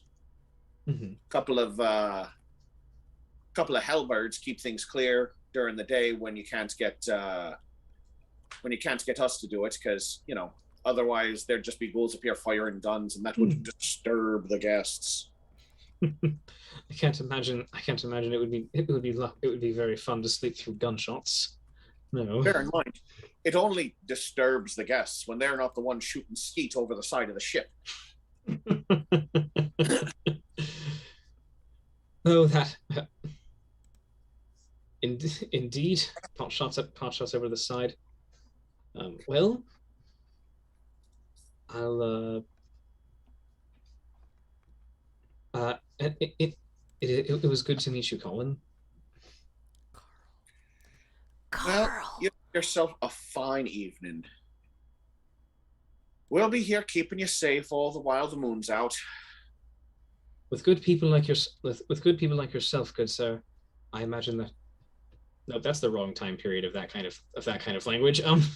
With people like yourself, no, because I play a character who's like a transplanted 14th century peasant girl in a superhero game I play, so I got very much wrong period of things. Nope, this character is not from that period. Other fancy talk. Other fancy talk. Well, it was I've never seen a venture trip over their own words so much. You're very interesting. That was out of character. Shut up. She doesn't say. The reason I corrected myself is because she wouldn't have said that. You stop that. Okay. This is because Ari is bad at words, not because Isabel is. Isabel's good at words. Isabel is for charisma. goddammit. To be fair, for charisma doesn't necessarily mean that you're good with words. It means that you're very charismatic. You don't need words to necessarily be charismatic. You're cutely awkward. Honestly, though, I think that might what happened just because Isabel sort of is a little thrown off by Colin, but I think she sort of giggles a little and says, "With good folk like you protecting us, I can't imagine a safer place I'd be." Well, enjoy your party. And he starts to climb up on the rigging, and he goes, "Oh, by the way, couple of folks were wondering, were you staring at Grace's ass, Philippe's ass, or Esteban's ass when they were climbing up the book?" And I think Isabel just sort of gives him a look and then just sort of winks and then leaves. Who says the Toreador? Who says the Toreador have a monopoly on vampire orgies? Well, or the Tremere, depending on the or the Shemisi, depending on which setting. You hear some raucous laughter from the rigging as he continues to scurry along. We'll cut away to the library for a little bit for you two. So yes, you two and Ace have been brought to the private library, where there are many, many old tomes here from various private collections. Ooh. So it's me, Vern, and Ace. Yep. Mm-hmm. Do they seem to have any problem with a hellhound following us to the library? No. They better not. Okay. Here's the thing. Because he's a hellhound, he's well behaved. Yes. So that's less of an issue. There are types of ghouled hounds that are angry. Yeah. Yeah. Which are not allowed in here, but they also generally wouldn't be allowed on the ship without them being put in the kennel. The ones that put the hell in hellhound and, Yeah. Unfair stereotypes about the breed. Yes. Whereas Ace is clearly a proper hellhound. He's a good boy. Yeah. He's a good boy. He's the best boy. He looks more like a Gangrel's hellhound than he does a Ventruse hellhound. Because Ventruse tend to have the near rabid attack dogs that even when they are sitting still like good boys, they're still trembling at the run to attack. Yeah. They take over the warrior part so the Ventrue can focus on the king part. Using them as tools instead of treating them like good boys. Because Ventrue, or at least most of them. But then again, Ventrue give themselves their own bad name. There's a handful of decent Ventrue out there, and then there's the rest of these assholes. And then there's Isabel here to give the Toreador a run for their money. Godspeed! Godspeed and good orgy. Out of character, yes. In character. Oh, dear. So, Don't just look like a grandma. There are publications in here that are 2, 3, 4 centuries old. Some of them are entirely handwritten. Some of them the attendants have to handle with gloves because the pages have become so dangerously worn. Is it like history or is it like magic stuff? Because this is a Tremere boat. Like, No, I'm not expecting to be able to level up my occult, but I'm just curious. There are some, like, there are tomes on family lineages here. There are archaic biographies of forgotten nobilities. There are first edition prints of ancient books. Nothing too modern. So as Ace is looking around, he's a little annoyed to not find any Western pulp. I'm probably petting Ace in that support dog way. She's just like, hi, there's a soft creature who isn't trying to kill me while I'm stuck 3,000 feet above sea level. She's not really masking very, very well that she is extremely nervous. So, surprise, poor Ace is now a service dog. Well, alright, Ace. Is this something you'd like us to read to you? I don't suppose this 300-year-old tome is going to make particularly good light reading material. I mean, if they have an older edition of the Odyssey, I mean, it's ancient Greek, but I can translate. No, it's fun, though. Okay, the Odyssey is actually pretty good in translation, and I'm sure your translation's better. It's hilarious. It's Still. stupid men being stupid for a whole 20 years. You know, yes. But in ancient Greek ways. Which, I mean, to be fair, haven't changed that much. Absolutely losing it at John's dog noises. They're pretty good. But yes, I'm sure I could find something fun to read out loud to you. Well, translate for you. I assume you don't speak ancient Greek. I mean, actually, is that nice? I don't know if that's fair to assume. Non-committal puppy noises. Right. Deflecting puppy hums. Alright, do they have a section that's more Greek and Latin stuff? Yeah, you can find some. It's a Tremere library. It's a Tremere light reading library. Of course there's Greek and Latin. Actually, this library is catered almost entirely from Toreador libraries. Well, they, like, pretend to read those, but really they're just to look nice on the shelf. Depends on Toreador. Okay. Because some Toreadors are absolutely all about that. No. My art form is nerdism. My art form is quality constructed book and well-crafted story. God. As I lean back by a campfire with a ghoul nearby for me to sup from as I read. Oh no, I absolutely. But how can you read with your mouth full? What? Did I say that? Good night. I sup, I return to reading.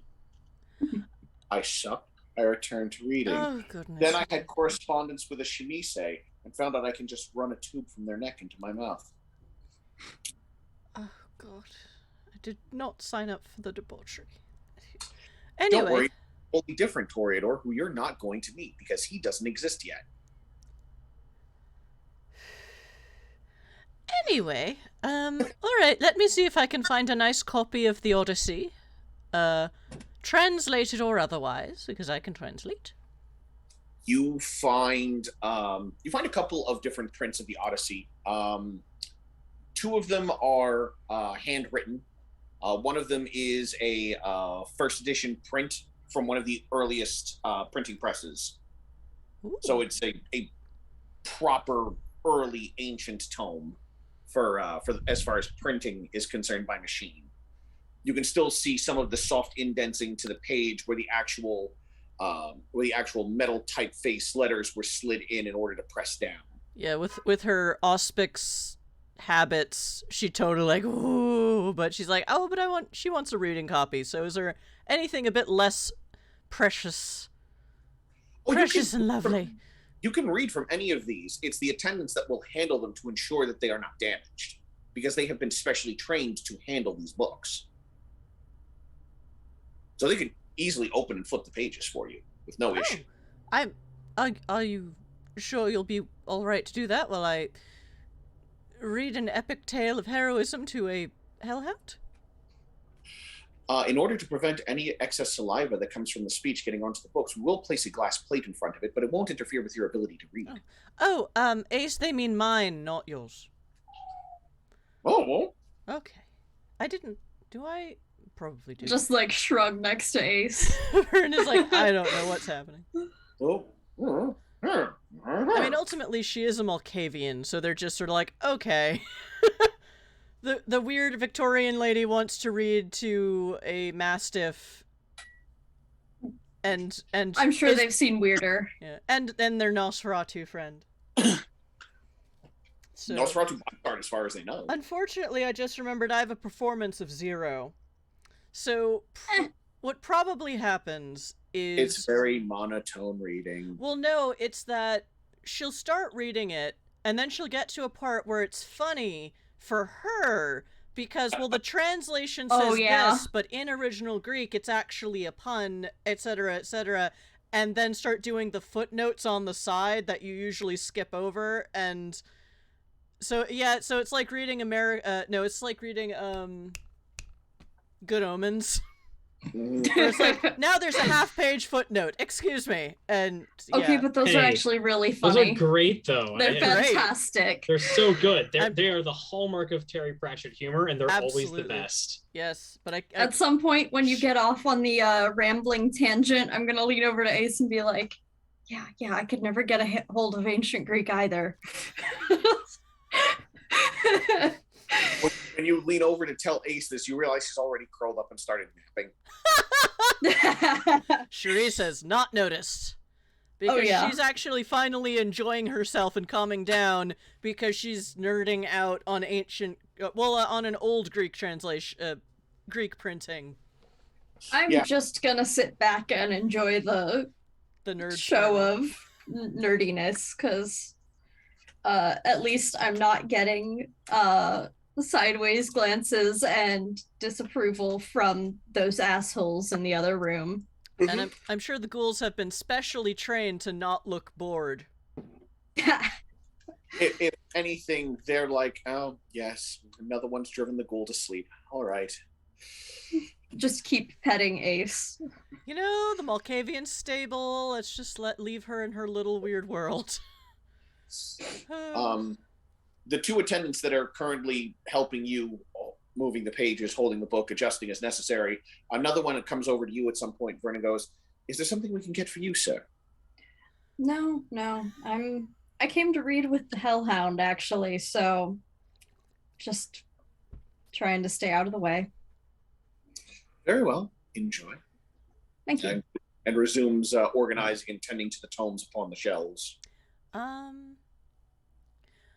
Before she settled in with the Greek tome, with the ancient Greek stuff,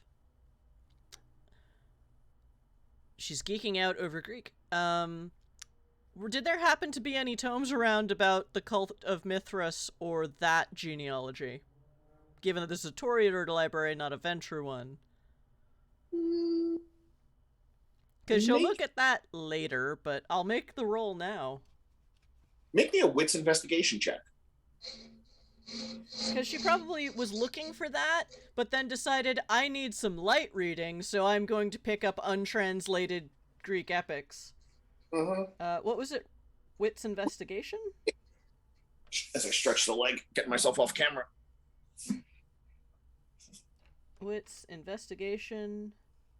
Do I add my auspex to this? Or I forget. Because I'm looking for something, but this isn't a secret thing. This is just reading the spines. Yeah, your heightened senses aren't really going to help you read any better. Okay. So I would say no. All right. Not in this instance. Not unless you were like using Scry the Soul to look for a particular book that was held by a particular person. Show me the magic. Well, I could bring out the Shakespeare next. I'm sure they have that at Toreador Library. Oh, yes. Shakespeare's a riot. One success. Yeah, you don't see anything pertaining to Mithras in particular Right. here. She'll take a look later when she's less unhappy with the state of the world. You do, as you are looking through, you are distracted by the Shakespeare section, and there are plays here that you don't recognize. Ooh, it is a Toreador Library. They have the missing ones. I'll read those later. Oh, no, not the missing ones. Those are the ones he wrote within the last century.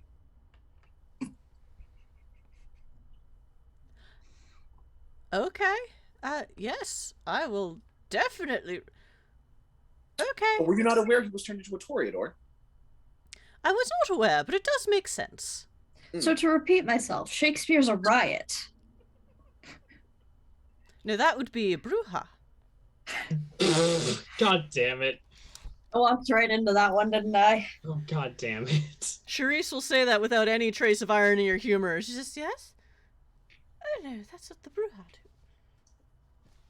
And some very young Toreador. You're not wrong, my love. Wait.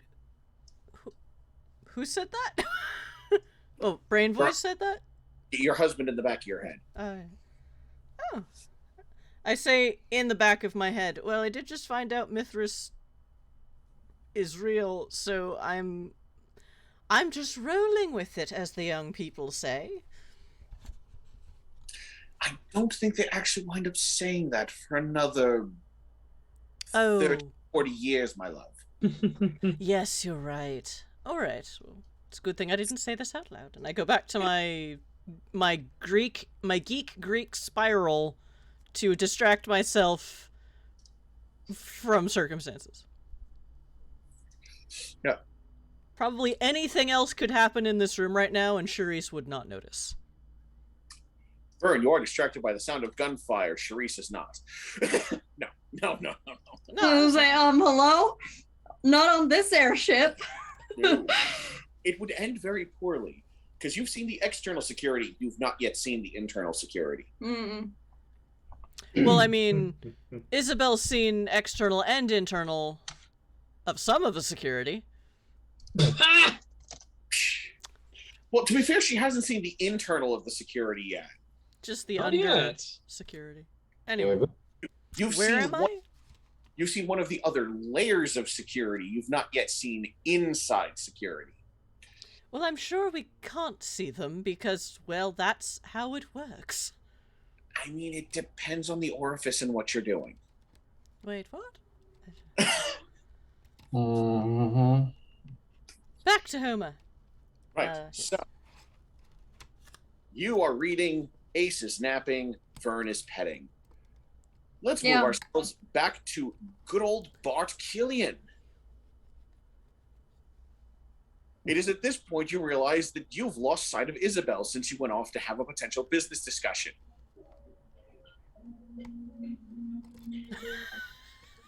That is incredibly loud. Let's see. If I were Isabel, what would I be?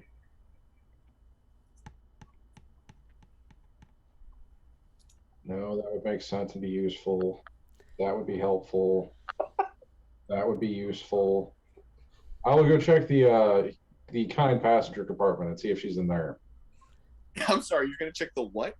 The mortal where the mortal bigwigs are. Okay. I'm gonna go check there first. All right. Easy enough to get directions there. You are escorted down, and you are greeted by a much more lively crowd, a bit more densely packed, and it's all those rich mortals in their garish outfits. I mean, Kindred can be garish, but my God, these mortals. And there are so many there with the forced, pretentious accents. It's... I smell money and those who should be deprived of their funds. And they are currently stationed on a floor, 2 floors below where you were all gathering, and it is much more glitzy, and there's sparkling chandeliers hanging above, and there's clinking of glassware, and of course everyone's delighted that there's absolutely no issue with popping the champagne. You can still hear corks occasionally popping into the air as someone calls for another bottle.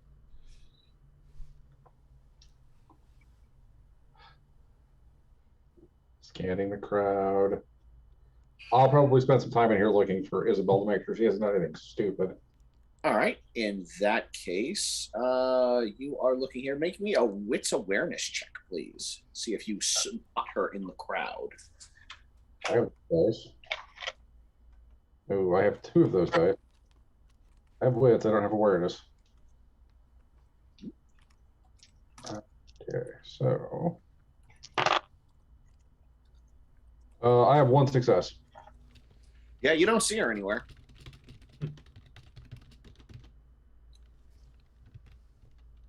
I will listen to the people around me and see if I can pick up anything interesting that's going on while I'm working this room. Okay. As you're heading around the room, probably pick up a glass of champagne just to not look out of place. Right.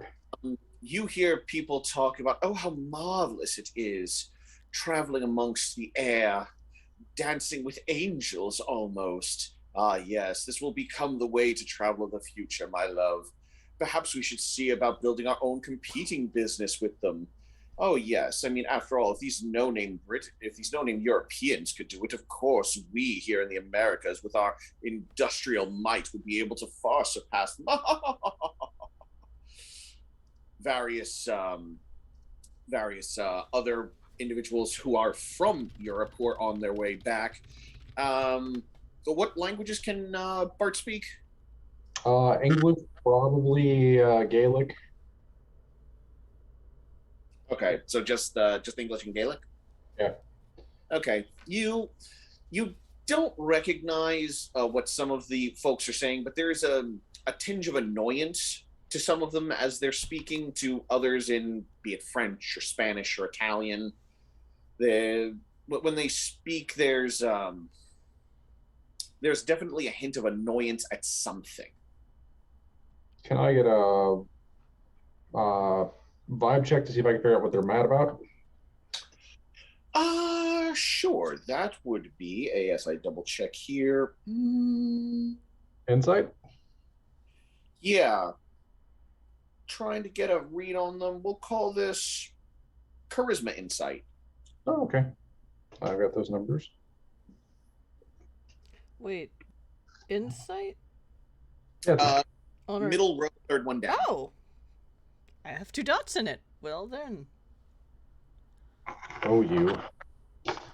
I almost broke my foot today. My brain doesn't work. I'm not holding it against you. I have to keep double checking the sheets to remind myself what all the skills are. So. Yeah, this is the less fun part of a new edition. Wait, what's on well, my it's sheet? also the fact that I spend so much more time playing 5e, so I keep wanting to just shout out those skill names. It doesn't help that there is some overlap. 4 successes. 4.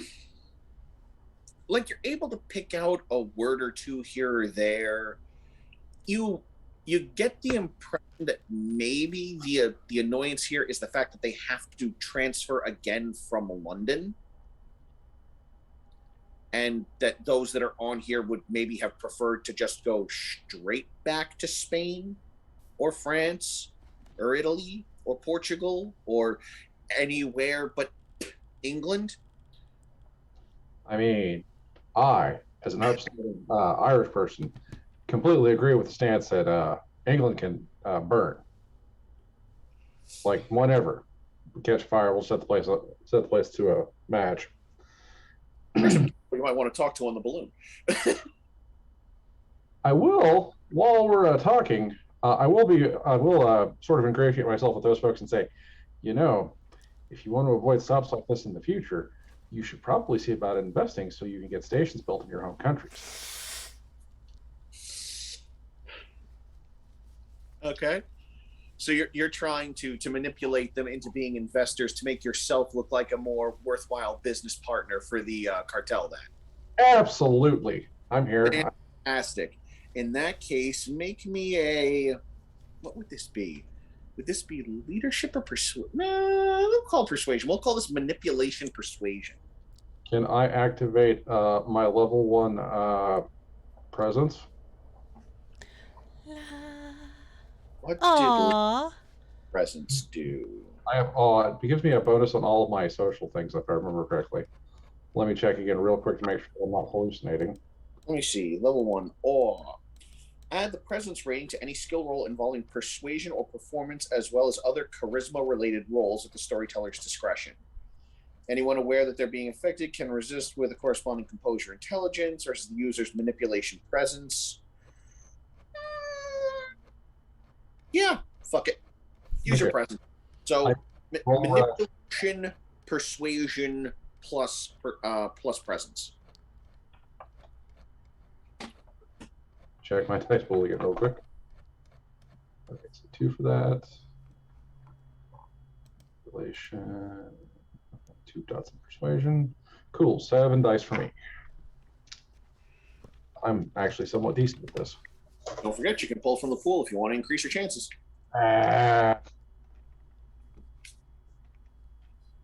This is my usual pool to shoot people. This should turn out about as well. I have a...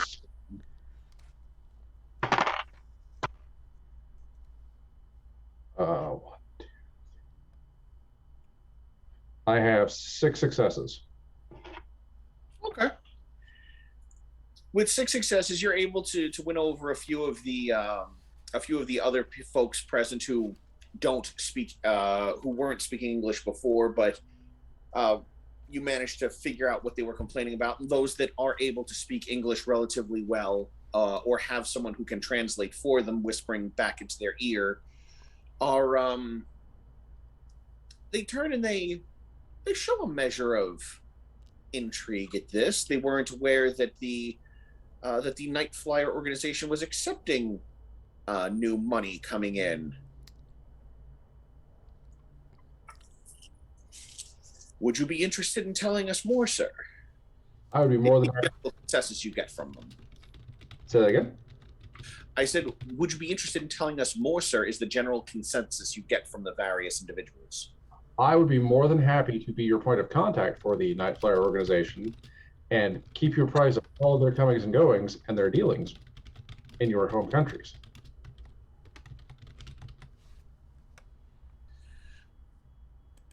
With 6 successes, you've managed to win over more than a few who are willing to discuss things at a later point in time, over dinner perhaps, and have a polite and professional discussion, the way civilized folk should. Excellent. I'll be more than happy to do so before we land. But it will have to be a late dinner. They have no objections to that. After all, the dining hall is open 24 hours. Indeed. Excellent. So I still didn't find Isabel.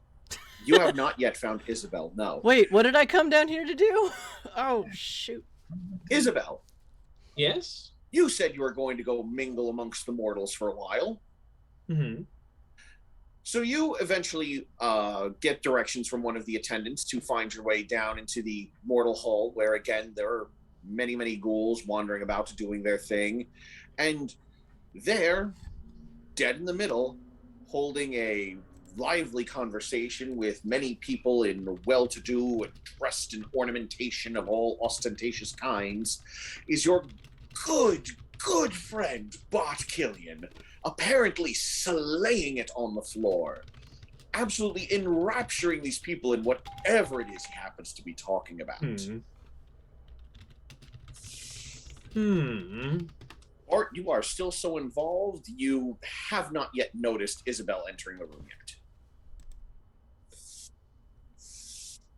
Okay, Charisse did just say it is 10:55. Do we want to end now or play a bit later, basically?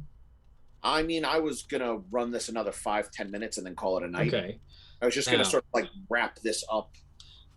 Isabel? How does social combat work? I have never done social combat. The social combat rules in... What exactly is that? Like, what exactly is social combat? I've heard that's a thing. It is a thing. It's a thing that I don't have fond opinions on personal, Okay. as it treats your willpower as a second health bar. When someone is disrespected in a social standing or is put down in an especially embarrassing way, it weakens their willpower. And eventually result in a person entering into a extremely damaged state as their willpower is eventually crushed. Similar to how someone could be especially dejected after an old school Viking, I forget what the proper term is, but for lack of a better term, because I can't remember, the old school Viking rap battles. Sort of like the strain mechanic when Vikings would battle each other in verse and could absolutely just tear down a person. Or like that scene between Falstaff and Harry in Henry the Fourth. Exactly. It's not a rule. It's not a set of rules I'm terribly fond of. So they're not ones I tend to use. That's fine. Because willpower is already a resource that is very valuable. So turning it into another health bar just seems unnecessary. So I would just rather have embarrassed and angry. Totally makes sense. I think what Isabel's going to do here, I think Isabel sort of just like has already been embarrassed by Bart today. Sort of has just sort of felt undermined by him a lot. I have not embarrassed you today. No, but just like over the course of things. Isabel is going to try to see if she can sway more people into like being interested in her and talking about like her, like what she has to offer. But the problem is I don't know how to do that like in real life as a human being person because I have no experience with that. Well, as a Toreador, not as a Toreador, rather, as a Ventrue, you do have access to it. So one thing you can do is you can just throw presents on and just grab people's attention. The other thing you can do is you can come in and just start rolling charisma or manipulation checks to try and get people's attention, to talk lavishly and just, waha, if you are so inclined. If you feel uncomfortable with it, you can simply roll to see how well you might do in distracting people. It's not that I'm uncomfortable with it. I just don't know how to do it as a human being. But I think that like she sees Bart wowing people and she's just like, she's annoyed that Bart is even here, to be honest. But like, I think what Isabel's going to do, I don't think Isabel would just throw out awe here, because that feels a little gauche, you know what I mean? Like awe, like presence and awe have its useful places here. Using awe in like a society thing is a faux pas. You don't do that in vampire society, and you don't do, and it's kind of gauche to do it even here too, right? I mean, to be fair, in Kindred society, depending upon the Kindred, you don't always have a choice. Fair enough, but I thought there was like sort of an Elysium thing of throwing out odd social gatherings in Elysium is gauche. That's what I thought was one of the rules. Not gauche necessarily. It depends on the Elysium you're in and who you're dealing with. For example, it's never gauche for a prince to do it. Yes. Another important thing to remember is that when certain Kindred are of a certain generation and have a presence rating of a certain score, they literally can't not have awe running. They can't turn off their high beams. There are some Kindred. Okay. I think it really starts around like 7 dots if you're going back to like second V20, where you just can't shut awe off. Yeah. It's just makes sense. It's on. You don't have a choice. You have to. There are some Elysiums that cite thou shalt not use disciplines on Elysium unless it's in self-defense. But even then, like, can they really prove that you used awe? It's quite subtle. So it's like, and some are more specifically like, don't attack other people on Elysium unless it's in self-defense. There's a lot of different versions of how that works and is enforced. And then, of course, it's not enough to Toreador to have a dick swinging contest by showing who can awe the best. I don't think this is what There's also she would something do to be right now, said though? for, I can do this without magic. Mm-hmm. So, which is why I was embraced as Avantru. Yes, of course. That's what, and I think that's her goal here. She's not trying to just like throw out her presence and like draw attention off bar that way. No, that's gauche. That doesn't prove anything. What she's like sort of just doing here is it's extremely petulant and childish because of the fact that like Bart brings that out in her. Okay, it's gonna get worse here in a second. It's just sort of just try to like use charisma. Like I think it would be charisma etiquette. I think would be the role here to just sort of be good at just like sort of be good at conversation and just sort of talk about. She wants to impress people, is what she wants. You want to make this room about. Isabel wants to make this room about her and not Bart. I would say since you're trying to turn this into a battlefield and you're trying to undermine, I would say it might be more manipulation etiquette rather than charisma etiquette. Just because you're more aggressively undermining him, and manipulation is definitely the more aggressive of the social attributes. Okay. What is charisma for? I need to know because I feel it's like giving myself forward charisma doesn't do much. Charisma is used more for it's used more in the instances of positive interaction, whereas manipulation is used more in the aggressive interaction, if that makes sense. Like you're trying to work out a business deal on good terms would be charisma. Enough. You're trying to under the person during the under a business deal would be manipulation. Fair enough. Yeah, I think it just throws me in that in almost every other RPG system, this is the same stat. Yeah. It's here that it isn't. I mean, if you make a strong enough argument, I could probably be swung into doing charisma instead of manipulation. No, I'm fine. I'm fine with it being manipulation. Just appropriate statistic for no, what you totally seems fine with manipulation. I will roll it. 3 successes. Okay, that's it. So with 3 successes, you're able to get people's attention. People are talking to you, paying attention to the new pretty lady that just walked in. You're having an easier time grabbing the attention of those who are speaking English. You've got like a couple of people who are speaking to Bart, like turning their heads, but then somebody mentioned something about increased revenue and their attention is back to money. I can get plenty of women like that once I get more money.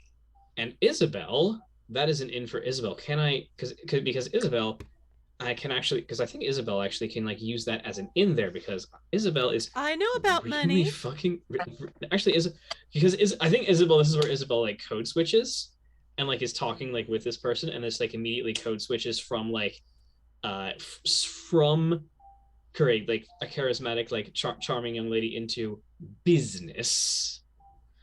So I was like, so you've been having this kind of trouble with your finances, and I know this and this and this and this because Aribaki is not good at finances and doesn't know anything about that, and so can't provide specific examples. Isabel is not just a pretty face. Okay. So, what do you want me to roll for that to do that, or? I will say if you're going to try and now switch into finance like this, and you're going to try and just do the quick social snapping. Yes. Make this composure finances. Composure finance. That's good. I have a good one of those. Isabel is here. You're about to notice Isabel is here because she's just been flashing and talking. You've been involved, but now she's about to insert herself, and you're about to go, "Oh, there you fucking are." So that was 4 successes. Okay, with 4 successes, you've managed to catch someone's attentions out on the fringe. You haven't quite beaten his 6. Yeah, so that wasn't going to happen. He's still holding the bulk of the attention, but you've started to worm your way into the gathering he's had. And now, Bart, you can hear those familiar dulcet tones that make your heart sink. But at least now you know where the she is. Excellent. At this point, I will go, "Oh, good. Isabel, my junior partner is here. If you have any questions about anything involving any business, anything that's hospitality, I would absolutely make Isabel the person you talk to." and then I will concede the battlefield, having won the superior victory, and leave. Do me a favor. Make me a manipulation check to see if you can convince Isabel to just take that position. Is there any kind of opposed composure roll I have to make or something? Composure insight to see if you can resist Bart's charm, since he basically just gave Oh you yeah, totally. Do I add my 2 dice for awe? Composure insight. I'm actually really good at that again. So that's 3 successes again. 3 successes for you, and for Bart. I'm rolling very boring amounts. I'm really pretty average for what I have. How many dice do you have on this? Manipulation and persuasion. Yeah. I have 5 plus my awe is still running, so I get 2 extra dice for that. You're what? Oh, you are using awe. You gosh. Oh, you are. I forgot that you were using awe for some reason. So, Isabel, Bart. That explains that. I'm an idiot. Junior partner. Oh, good Lord! I've completely misunderstood how this wonderful man has spoken of me this whole time. I would absolutely love to take over for this conversation. Yes, let us talk of money. I will be more than happy to speak for my senior partner in this, and you have just been sucked in without even realizing it. Yep, that makes sense. And this is what the Bruja do to the Ventru. Mm-hmm. Beautiful. Very good. And on that note, I assume Bart wanders off to eventually rejoin with Ace and enjoy the evening, and eventually you all retire to your chambers for the day.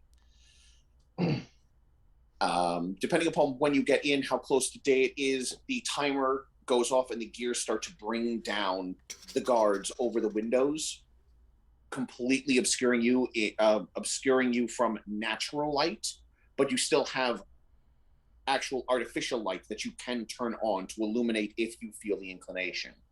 So if you wish to go back into your little caskets, you can, or you have the king-size beds that you can all just sprawl out on.